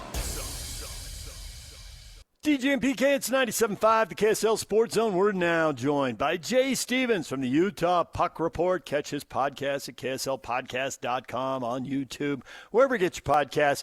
And he joins us here to talk playoff hockey. Jay, good morning. It's always a good morning when it's game day, right? Right. So this series, there's a couple of theories. One, hey, the Mammoth had to get their feet wet, figure things out, Canadian. But now they have. They're up 2-1, and it's feeling good. Or just the puck takes weird bounces, and the things go back and forth. It's probably Vegas's turn. And it's going to be 2-2, and everyone's sweating it out. You got a vision for the future of this? I mean, both of those could be true, right? They definitely needed to get their feet wet, and the puck does take weird bounces. We've seen 2 of Utah's goals go in off Vegas nights. So that's showing me that the luck is on Utah's side, and I don't think it's going to change. I think Utah learned a lot in that last home game in Game 3. I think the fact that they didn't get a lot of shots on net kind of, sent a message to the team that there's some things they had to work on. I saw a lot of that work going on yesterday at practice. So I think the Mammoth made some adjustments. Obviously, Vegas is going to make adjustments too, but I think they made the adjustments, and I think they're ready for this game, and they've learned a lot. And now you can't say that they don't have playoff experience, because everybody on that roster has playoff experience, and they have it together. Those are facts. It's a big deal, DJ, when Jay is in studio, sitting in your chair. I mean, he didn't come in regular season, but playoff. Hey, get up the game. I'm showing up. I'm coming in studio. This whole thing about luck, this goes back, Jay, many years when Urban Meyer was coaching, and we had him on, and they got over at Colorado State? They got a bounce, and DJ said it bounced. It was a lucky bounce, and I thought Urban was going to tackle him. We went back and forth. He wasn't. By the way, I gave Urban an L. That was his only L. I won that argument. And he was talking about. Who was it? Is it Anthony Parker, if I remember? Yeah. The DB was in the right place because he'd been trained and he'd been coached up to be in that spot, blah, blah, blah. Yeah. I like to say that they took advantage of a fortunate break, because luck just seems like, well, you have nothing to do with it. It's just luck, and you won the lottery, right? No, there's no scientific method to going across the border in this state, everybody else except for Hawaii in the same state, and you put down your whatever it is called, buy a lottery ticket. There's no luck involved. I mean, there's no strategy involved. It's all luck. Right. And so I can't believe that that's what we have. You have to be in the spot to take advantage of good fortune, and that's the way I like to see it with the Mammoth. And I know the goals you're speaking of because we all saw them, but they were there. Sure, they took advantage of it, but you've got to apply pressure to be in that spot in the first place. So is it really just luck? You see where I'm going there? Well, we say throw pucks on net because good things happen when you throw the puck on the net. Right. So yeah, it's not luck. That's how they train it. It's what's the saying? hard work and preparation. Then that's when you get lucky. That's when you get lucky. It doesn't come if you're not prepared. And the Mammoth are prepared. They've been doing all the little things, and a couple of the goals they scored. If the guy that scored it, like on the game winner the other night, that Cooley scored, if he hadn't have scored it, Yamamoto was right behind him. So they're prepared. They're prepared in layers. That's how they're attacking. They have the way they're supporting the puck is in layers, and the way they're defending is also in layers. So it's a lot of work to be that lucky, I guess. Yeah, there you go. And this is something Andre Tourigny has talked about, isn't it? I mean, haven't we heard it over and over? Was it the third or fourth line he was just praising, saying to play the right way? Yeah, throw the puck in, go get it, hit him, put the puck in front of the goal. Yeah. It's not complicated. No, it's not. And you're right. And both the third and fourth line have been phenomenal for Utah this year. And when they keep kind of changing it, they're hoping to get McBain back in. And game one, McBain was on line 4. But the fourth line's been out there doing checking and doing the chips and chase and trying to make it hard to play against Utah, trying to take the body a little more. You're seeing Carcone hit everybody.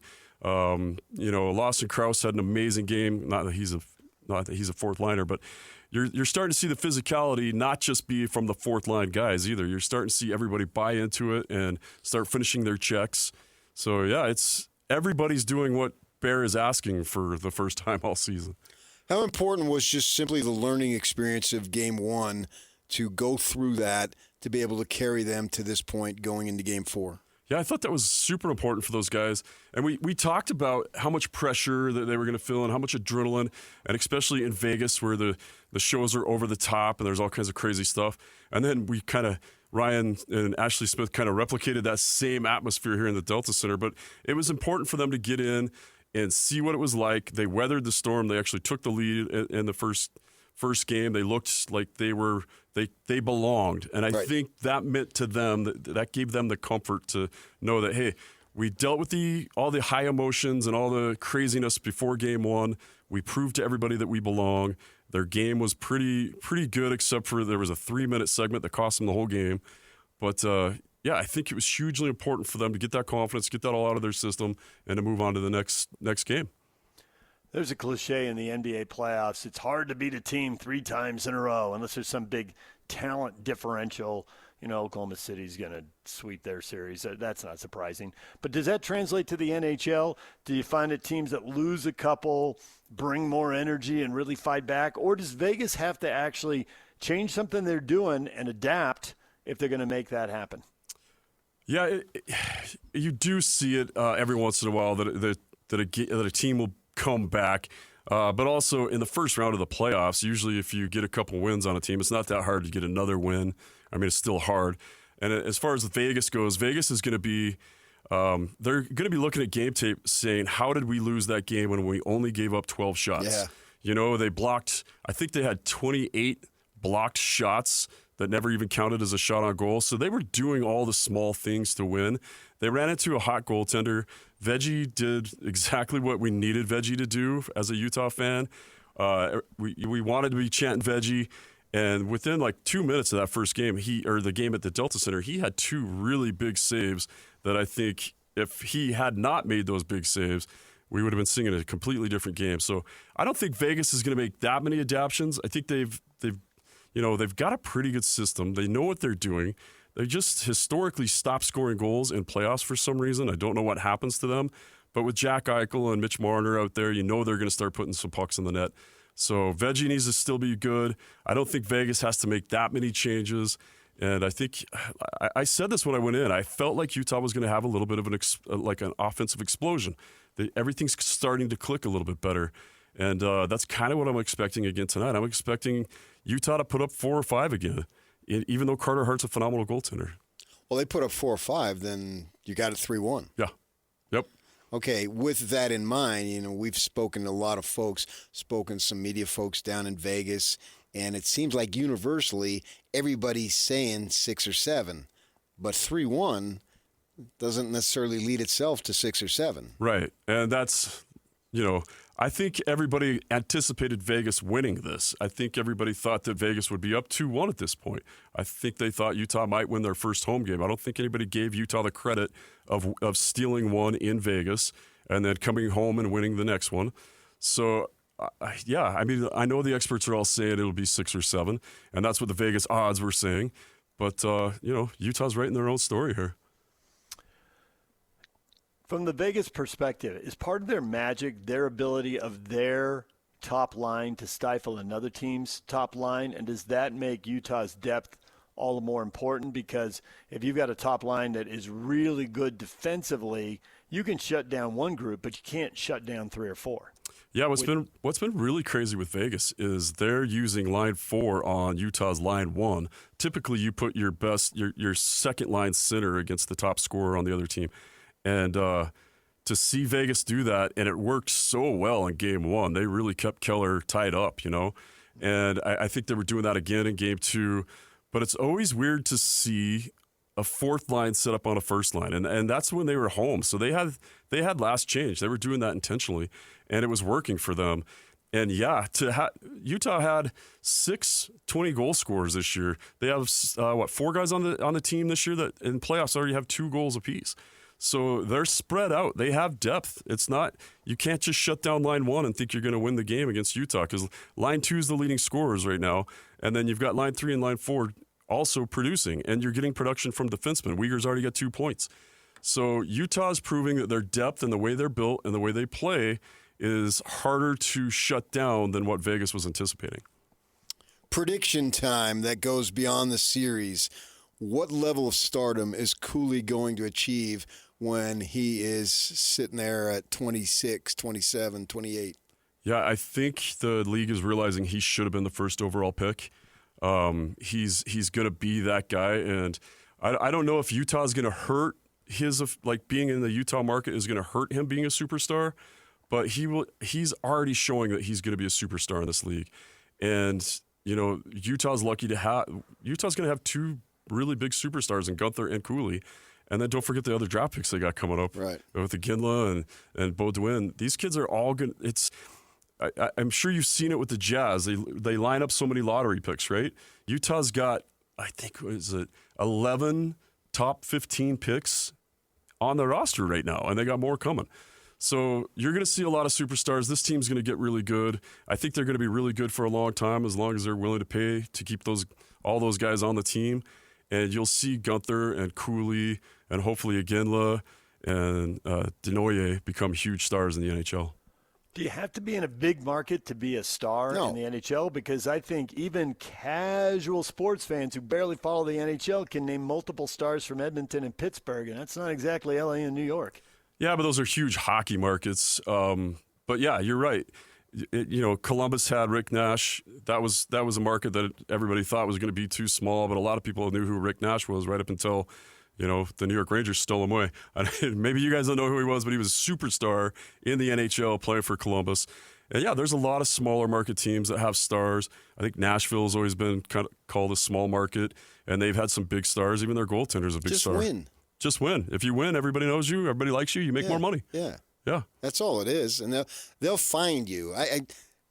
We're seeing it. People want to relate it to the NBA. There's been guys in smaller markets. Sure, I mean it's probably best for the league that Cooley played for the Rangers, but he can get a big bang for the buck if you win at the highest level. I don't care where you are. I don't care what sport you are. You can do it, and he can crack the hockey market in terms of publicity as long as he wants to. I mean, you got to put yourself out there too and be sort of a media darling type person. What do you think? Absolutely. How is he in that? You've dealt with him in terms of, is he willing to engage? Yeah, 100%. These kids are great with the media. They're great with all of us. They're great when they go out and meet people. When they're out in the public, they're super approachable.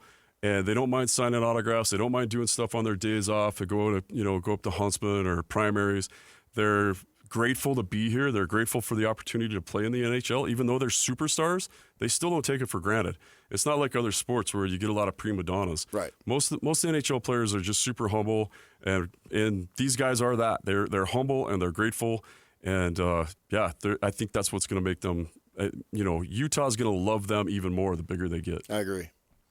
The winner of this Utah-Vegas series gets either Anaheim or Edmonton. Are you surprised Anaheim's up 3-1 on Edmonton? Yeah, I'm absolutely surprised. I think everybody's surprised that they're up. But, that Anaheim and Utah are so similar where they are structurally and where they were in the rebuild. They made some big moves, got rid of some of their biggest players, and right before, they started drafting these other kids.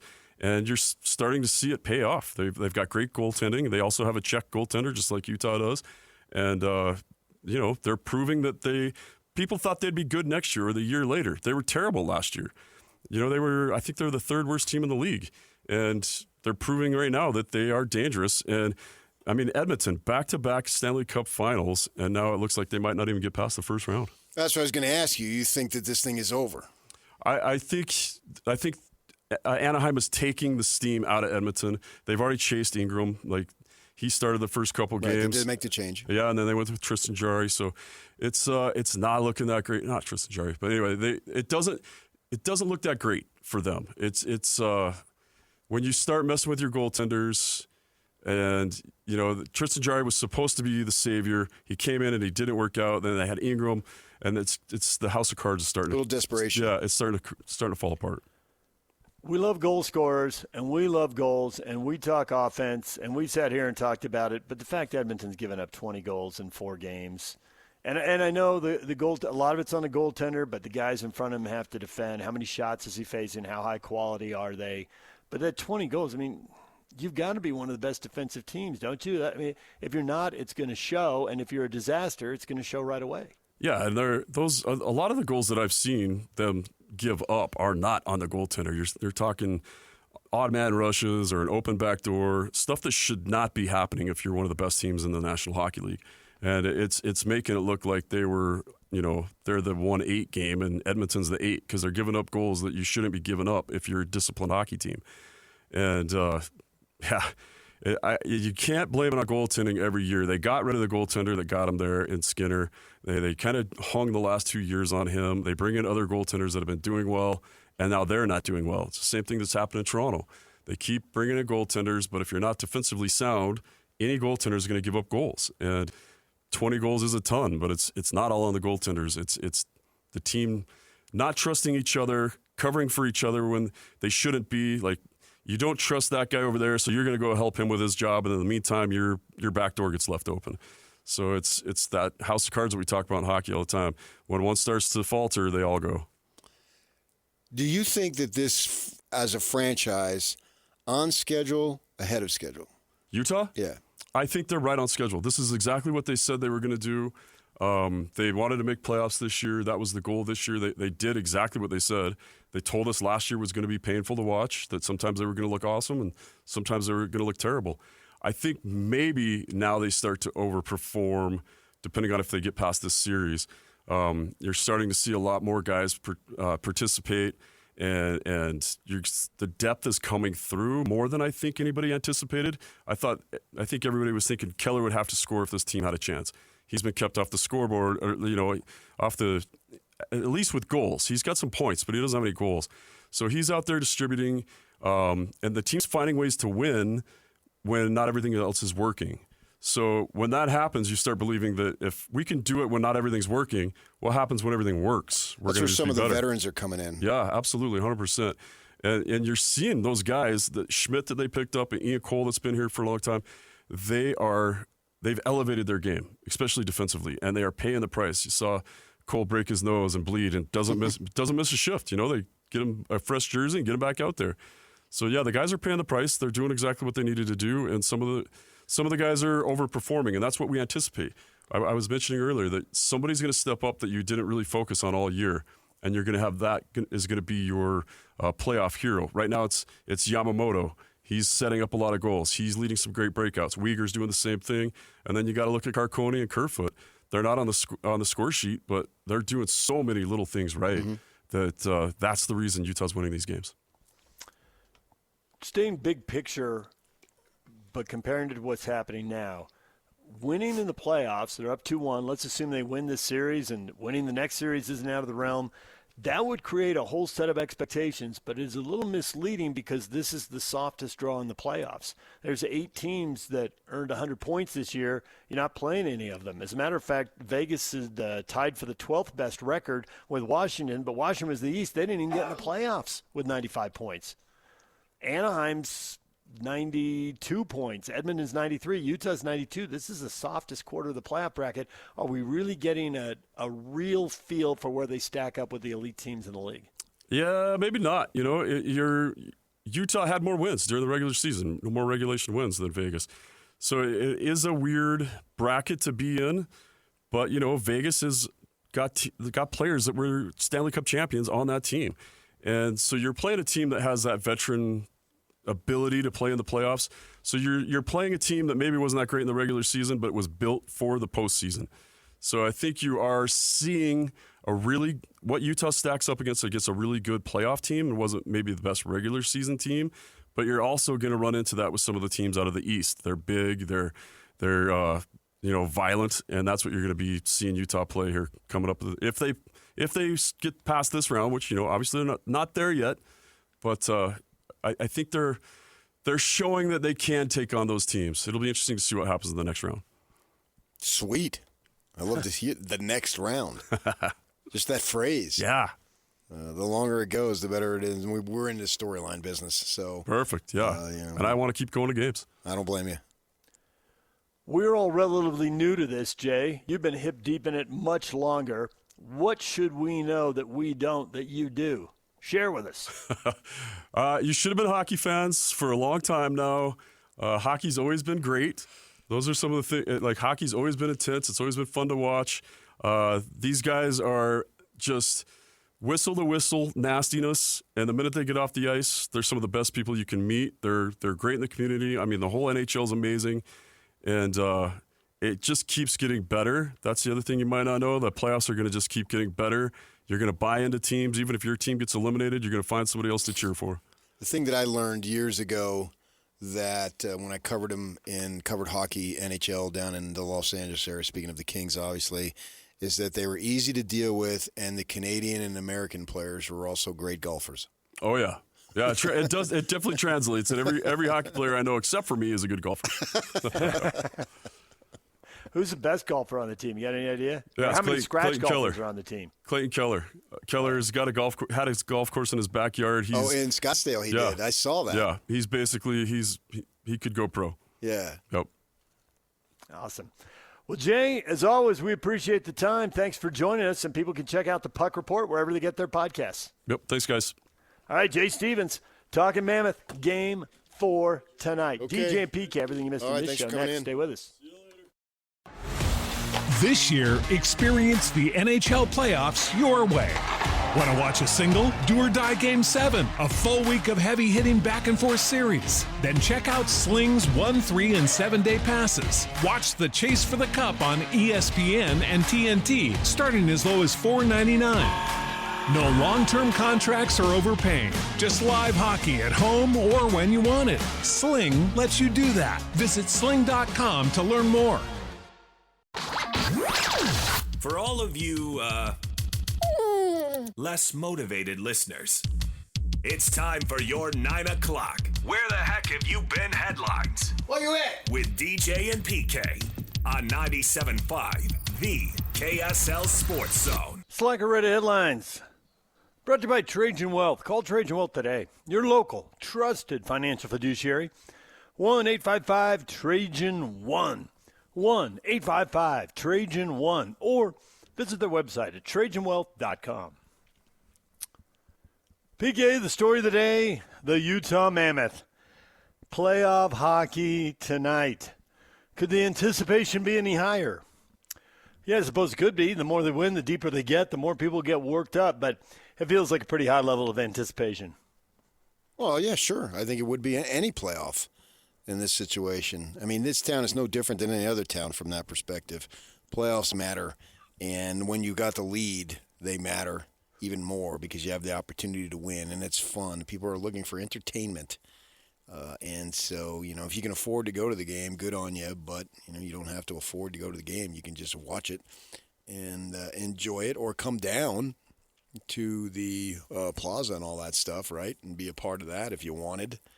Take part of that and go home. So we're all looking for stuff to get to rally around, and sports has just become enormous from that perspective. If you just take sports, not in particular, but just sports, it's bigger than ever.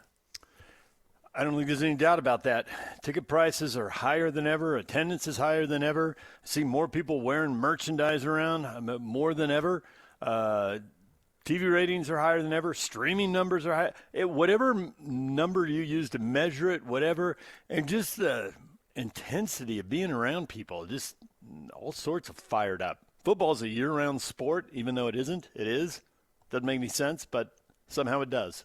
Yeah, and winning, and we talked about with Jay Stevens about can you be a big star in Salt Lake City? Yes. Yes. Because if you're going to capture a country, and that's Canada, and they're all a bunch of little places. Toronto obviously is different in Montreal, but they're all throughout, and they just want to see greatness, and then they want you to be able to give back.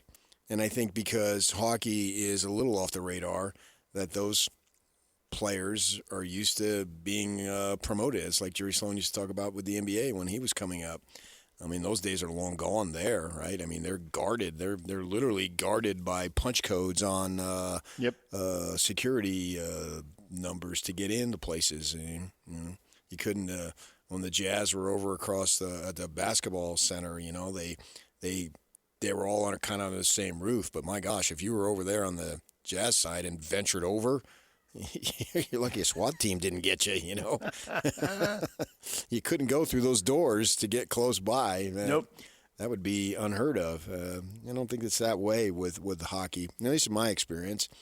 And that's fun. People want to have approachable stars, and they want to have fun with it. I saw somebody was doing an interview. I don't even know where it was, coming off the ice at practice, who has the worst beard on the team, you know, because you got to grow a beard if you're a hockey player. That's a requirement.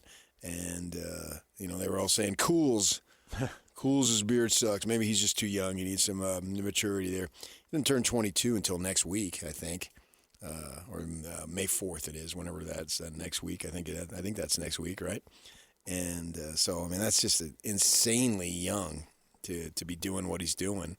And to have an extent to know, you never know, but to figure he's going to be yours for the next X amount of years.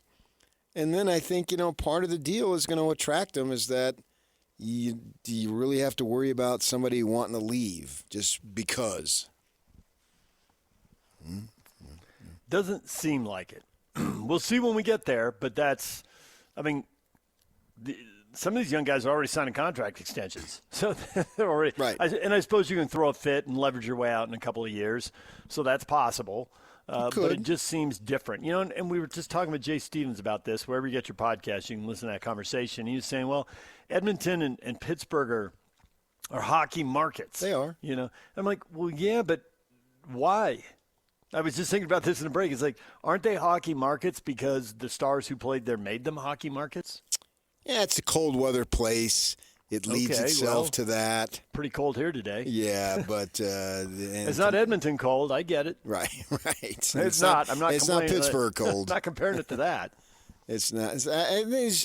Yeah, but your point is well taken, and I don't expect any of these guys to be whining out. You know, no. Donovan Mitchell was treated with kid gloves every step of the way. I mean, I wrote a piece that they took down because they were afraid it was going to offend Donovan Mitchell. F that. They were worried about Donovan Mitchell leaving the whole time Donovan Mitchell was here. Nobody ever asked him why. Why did you want to leave? Why did some no-name writer post something that they took down because they were afraid it was going to offend them? Think about that. Because they weren't over Gordon Hayward yet. Yeah. Well, but, okay. I don't think they were. I don't think they were over Gordon Hayward at all. But why did anybody ever ask Donovan Mitchell, what's so bad? Why do you want to leave? I don't. Did he ever answer that? He wasn't really accessible in that era because you get into the whole COVID he made himself and everything's accessible. over Zoom. He spoke all the time. I disagree with that. And there's no talking. PK, I would get on post-game press conferences while the game was still going on. I'd raise my hand, and they wouldn't call on me. But they would call on other people. Yeah, 3 or 4. Okay, those are 3 or 4 times. And they got one question. It was not regular reporting times. And I'm not complaining about or criticizing them for not asking the questions, but it's just that Ben was never allowed to ask a question either. Ben went the longest time, and then finally they started calling on him. And yeah, there were conversations, and credit Ben for grinding and finally getting there. What was so bad about it? What was so bad? I thought a lot of it was social media. There was some atrocious behavior in the crowd, and Gail Miller went out and addressed that at midcourt. And I heard, third hand, but I heard that what she did went over pretty well in the locker room. Okay, but that has nothing to do with the organization. I'm not talking about the dumb fans or the state senator or so. I'm talking about the organization. What was so bad about it? I think he wanted to go to New York. I think the biggest single problem was he wanted to be in New York. He always wanted to be in New York. That's where he's from. The Knicks then he screwed up. Then he should have played it out until he became an unrestricted free agent. Yeah. Well, he played it out in Cleveland, and by then New York had a good team and all the money was spoken for.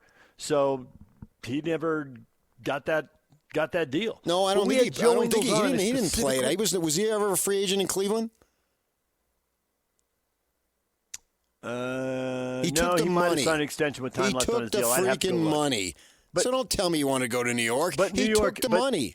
It might have been a year left on his deal, but still, they're not. You can tell how many contracts they have, and there's backdoor conversations. He wasn't getting to New York, and that's why he took the money. So then go to Brooklyn. And he act like that.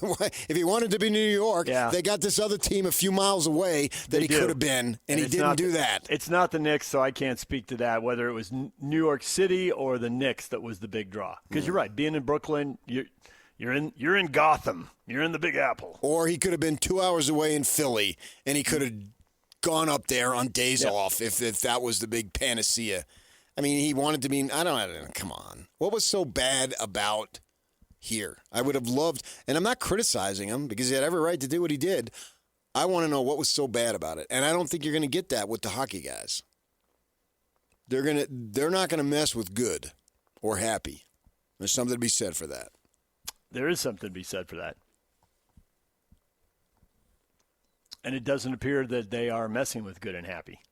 It's early days, but they've already had press conferences announcing contract extensions and guys staying. So it is not just early days. I'm here to tell you it is glory days. NFL draft wrapped up over the weekend, PK. You were amused. The Raiders and Jets digging their hooks deep into the local football scene. Yeah, we'll take 3 Cougars. 3 Cougars go to Vegas and 3 Cougars go to New York. How about that? Or in this case, Jersey. They asked somebody, well, what do you think about having a play in New York? He says, aren't we in Jersey? We don't even get it to New York. Yeah, all the practice sites in New Jersey. Yeah, it's a New York metropolitan area. It is. It is. And so we'll see. Well, and the Cougars or the Utes were a little more spread out. But it's kind of funny that 3 signed with I was going to say Oakland, but Vegas and with the Jets, and we'll see. The Fano brothers are together in Cleveland. Bryson Barnes is in Cleveland as well. So there's a strong Utah connection to the Browns now. Although Cleveland drafted another quarterback. They still got Deshaun Watson. They've drafted 3 guys in 2 years. So Bryson Barnes has got a minicamp invite, but that's it's a little crowded there in Cleveland. Well, there's a difference between minicamp and free agent. There is. The free agents will be invited to camp. Mm-hmm. The mini campers have to make it. Yeah, they better shine in minicamp to make it to camp. They're long shots. They are long shots. I guess everybody's a long shot, but they're even a longer shot. Yep. Baseball in Mexico. Can they play there full time, or is the altitude too big a problem? The runs were scored. Pitching was taking a beating at altitude in Mexico. Diamondbacks win 12-7. Down 7-2 after 6, not a problem. Well, if you're a Diamondback fan, you didn't think that, but ended 6 up in being. the 7, 4 in the 8, didn't have to bat in the 9th. Yes, anytime you can avoid that Miller guy. If Miller played in New York, my gosh, he would just be the biggest thing ever. Yep. But playing in San Diego, if they get to the postseason and he's just mowing guys down, which they've still there. They're 16. San Diego's 16-4 in their last 20, so obviously they're a really good team. And they'll probably make the postseason there, along with that other team, that team to the north. Thank you, Urban. Yeah. Doing the standings. I was supposed to do the standings. You took my shtick, PK. It's not about standings. I was just watching the game yesterday. 16-4 in the last 20. They said they were 16-3 in their last 19. So then you did math? Well, yeah, I knew it would either be 17-3 or 16-4. I didn't look at the standings. They said it. During the game. I was at the start of the game talking about how hot this team is and how good this team is. And good for them, man. Yep. They got fans, too. We talked about them. They're fans. Not you. You jumped off. If you celebrate, I'm going to come after you, and I'm going to hold you down, and I'm going to bring 2 friends to deny you the opportunity to celebrate. Well, you better get friends because I'm going to celebrate. If they should win the World Series. But there's been plenty of them, and, the tenants are right there. Their payroll's right there. Their tenants right there. Now they're talking about the Jose Feliciano, not the Feliz Navidad Jose Feliciano, another one. Jose E. He uses the middle initial. Yeah, and talking about how they're going to go make a bid for Skubal. I saw that story because they got all sorts of money now to be able to do all these things. Isn't it crazy how people say things aren't possible, and then someone decides, yeah, it's possible, let's do it. Peter Seiler decided it was possible. It hadn't been possible for decades, and all of a sudden he decided it was possible. Well, if you have the money and you put the product out there, it's proven. I don't care what fandom and what market, they'll show up. And San Diego has been right at the top. Their percentage to capacity is as good as anybody's in sport, not just baseball, but sport. DJ and PK, we're coming back with your feedback next. A lot of people reacting, hopping on board the Mammoth. Are they converting you? We'll get to that next. Stay with us. And it's all over almost here. Don't go nowhere. This year, experience the NHL playoffs your way. Want to watch a single, do or die Game 7, a full week of heavy-hitting back-and-forth series? Then check out Sling's 1, 3, and 7-day passes. Watch the Chase for the Cup on ESPN and TNT, starting as low as $4.99. No long-term contracts or overpaying. Just live hockey at home or when you want it. Sling lets you do that. Visit sling.com to learn more. DJ and PK brought to you in part by Tim Dahle Mazda. Join Scotty and the coach Thursday from 11 to 2 at Tim Dahle Mazda in Sandy, 10785 South Automall Drive in Sandy. Tim Dahle Mazda. DJ and PK. PK, I don't think I've ever seen this before. What? The same question on two different social media platforms getting dramatically different replies. On Facebook, it's pretty much universal. Everybody says Nikola Jokić had the right to go after Jaden McDaniels for shooting the ball in the final seconds with Minnesota leading Denver by 14 points. It's basically, hey, it's unwritten rules. He was justified for sure. You got to send a message. I support his reaction 100%. This is nonstop. And then I go over to Twitter. Jokić is a thug, no question. DJ Main, you'd volunteer. No, it was a layup. If it was a flashy dunk, that was different. Kathy, the retired librarian. No. Derek, meh. These are all grown men acting like children. McDaniels is just pushing buttons like I used to do to perfection with my brother. Then we grew up. I'm not sure these guys ever will. Yeah, well, totally different reaction. I hate button pushers. I never understood that, and that made no sense to me. But you got to expect some kind of reaction. It's universal.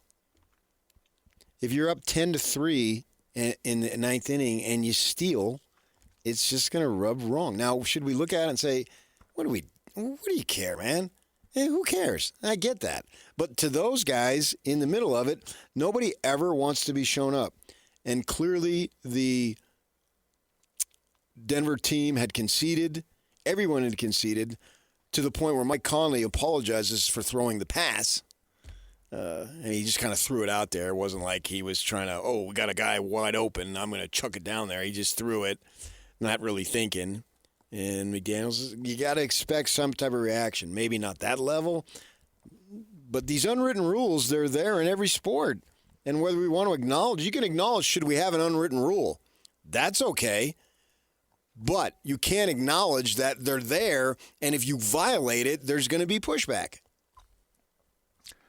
Question of the morning of the Mammoth, converting you yet? Patrick, what's a mammoth? Oh, very clever, Patrick. That's something big. Yeah, they've converted me. Bill Armstrong showed up at my door yesterday asking me if I wanted to know more about the Mammoth. Yeah. Well, he's probably impressed with your front door, too. Why is that?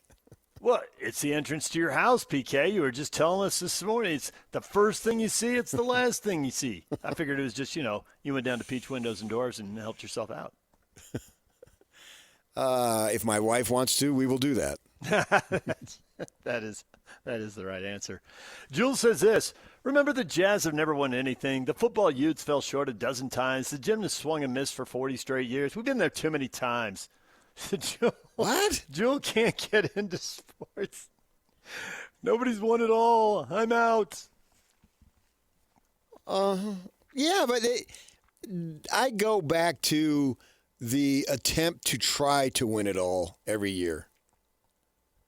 And putting the uniform back on, putting the practice gear back on. There's honor in that. And let's face it, there's fun, there's joy, there's thrills. We had RSL, I think, in 2009 did win it all, and then BYU in the glorious 84 did win it all. See, there it is. Two examples. And what were you going to do on those winter nights anyway? Don't you want to go hang out on those glorious summer nights at the ballpark? Go see soccer or baseball or whatever, and when it's freezing cold, you go indoors and you watch your basketball and your hockey. Then you hang out with friends. So would it be better that the Utes lost in the first round or lost to Kentucky in the final? Kentucky in the final. I would think. It was better for me. There were so many thrills along the way. I got to cover the Final Four. That was as fun as anything that I've had. And I've been doing this for a moment or two, as Nick Faldo told me. Yeah, I've had a moment.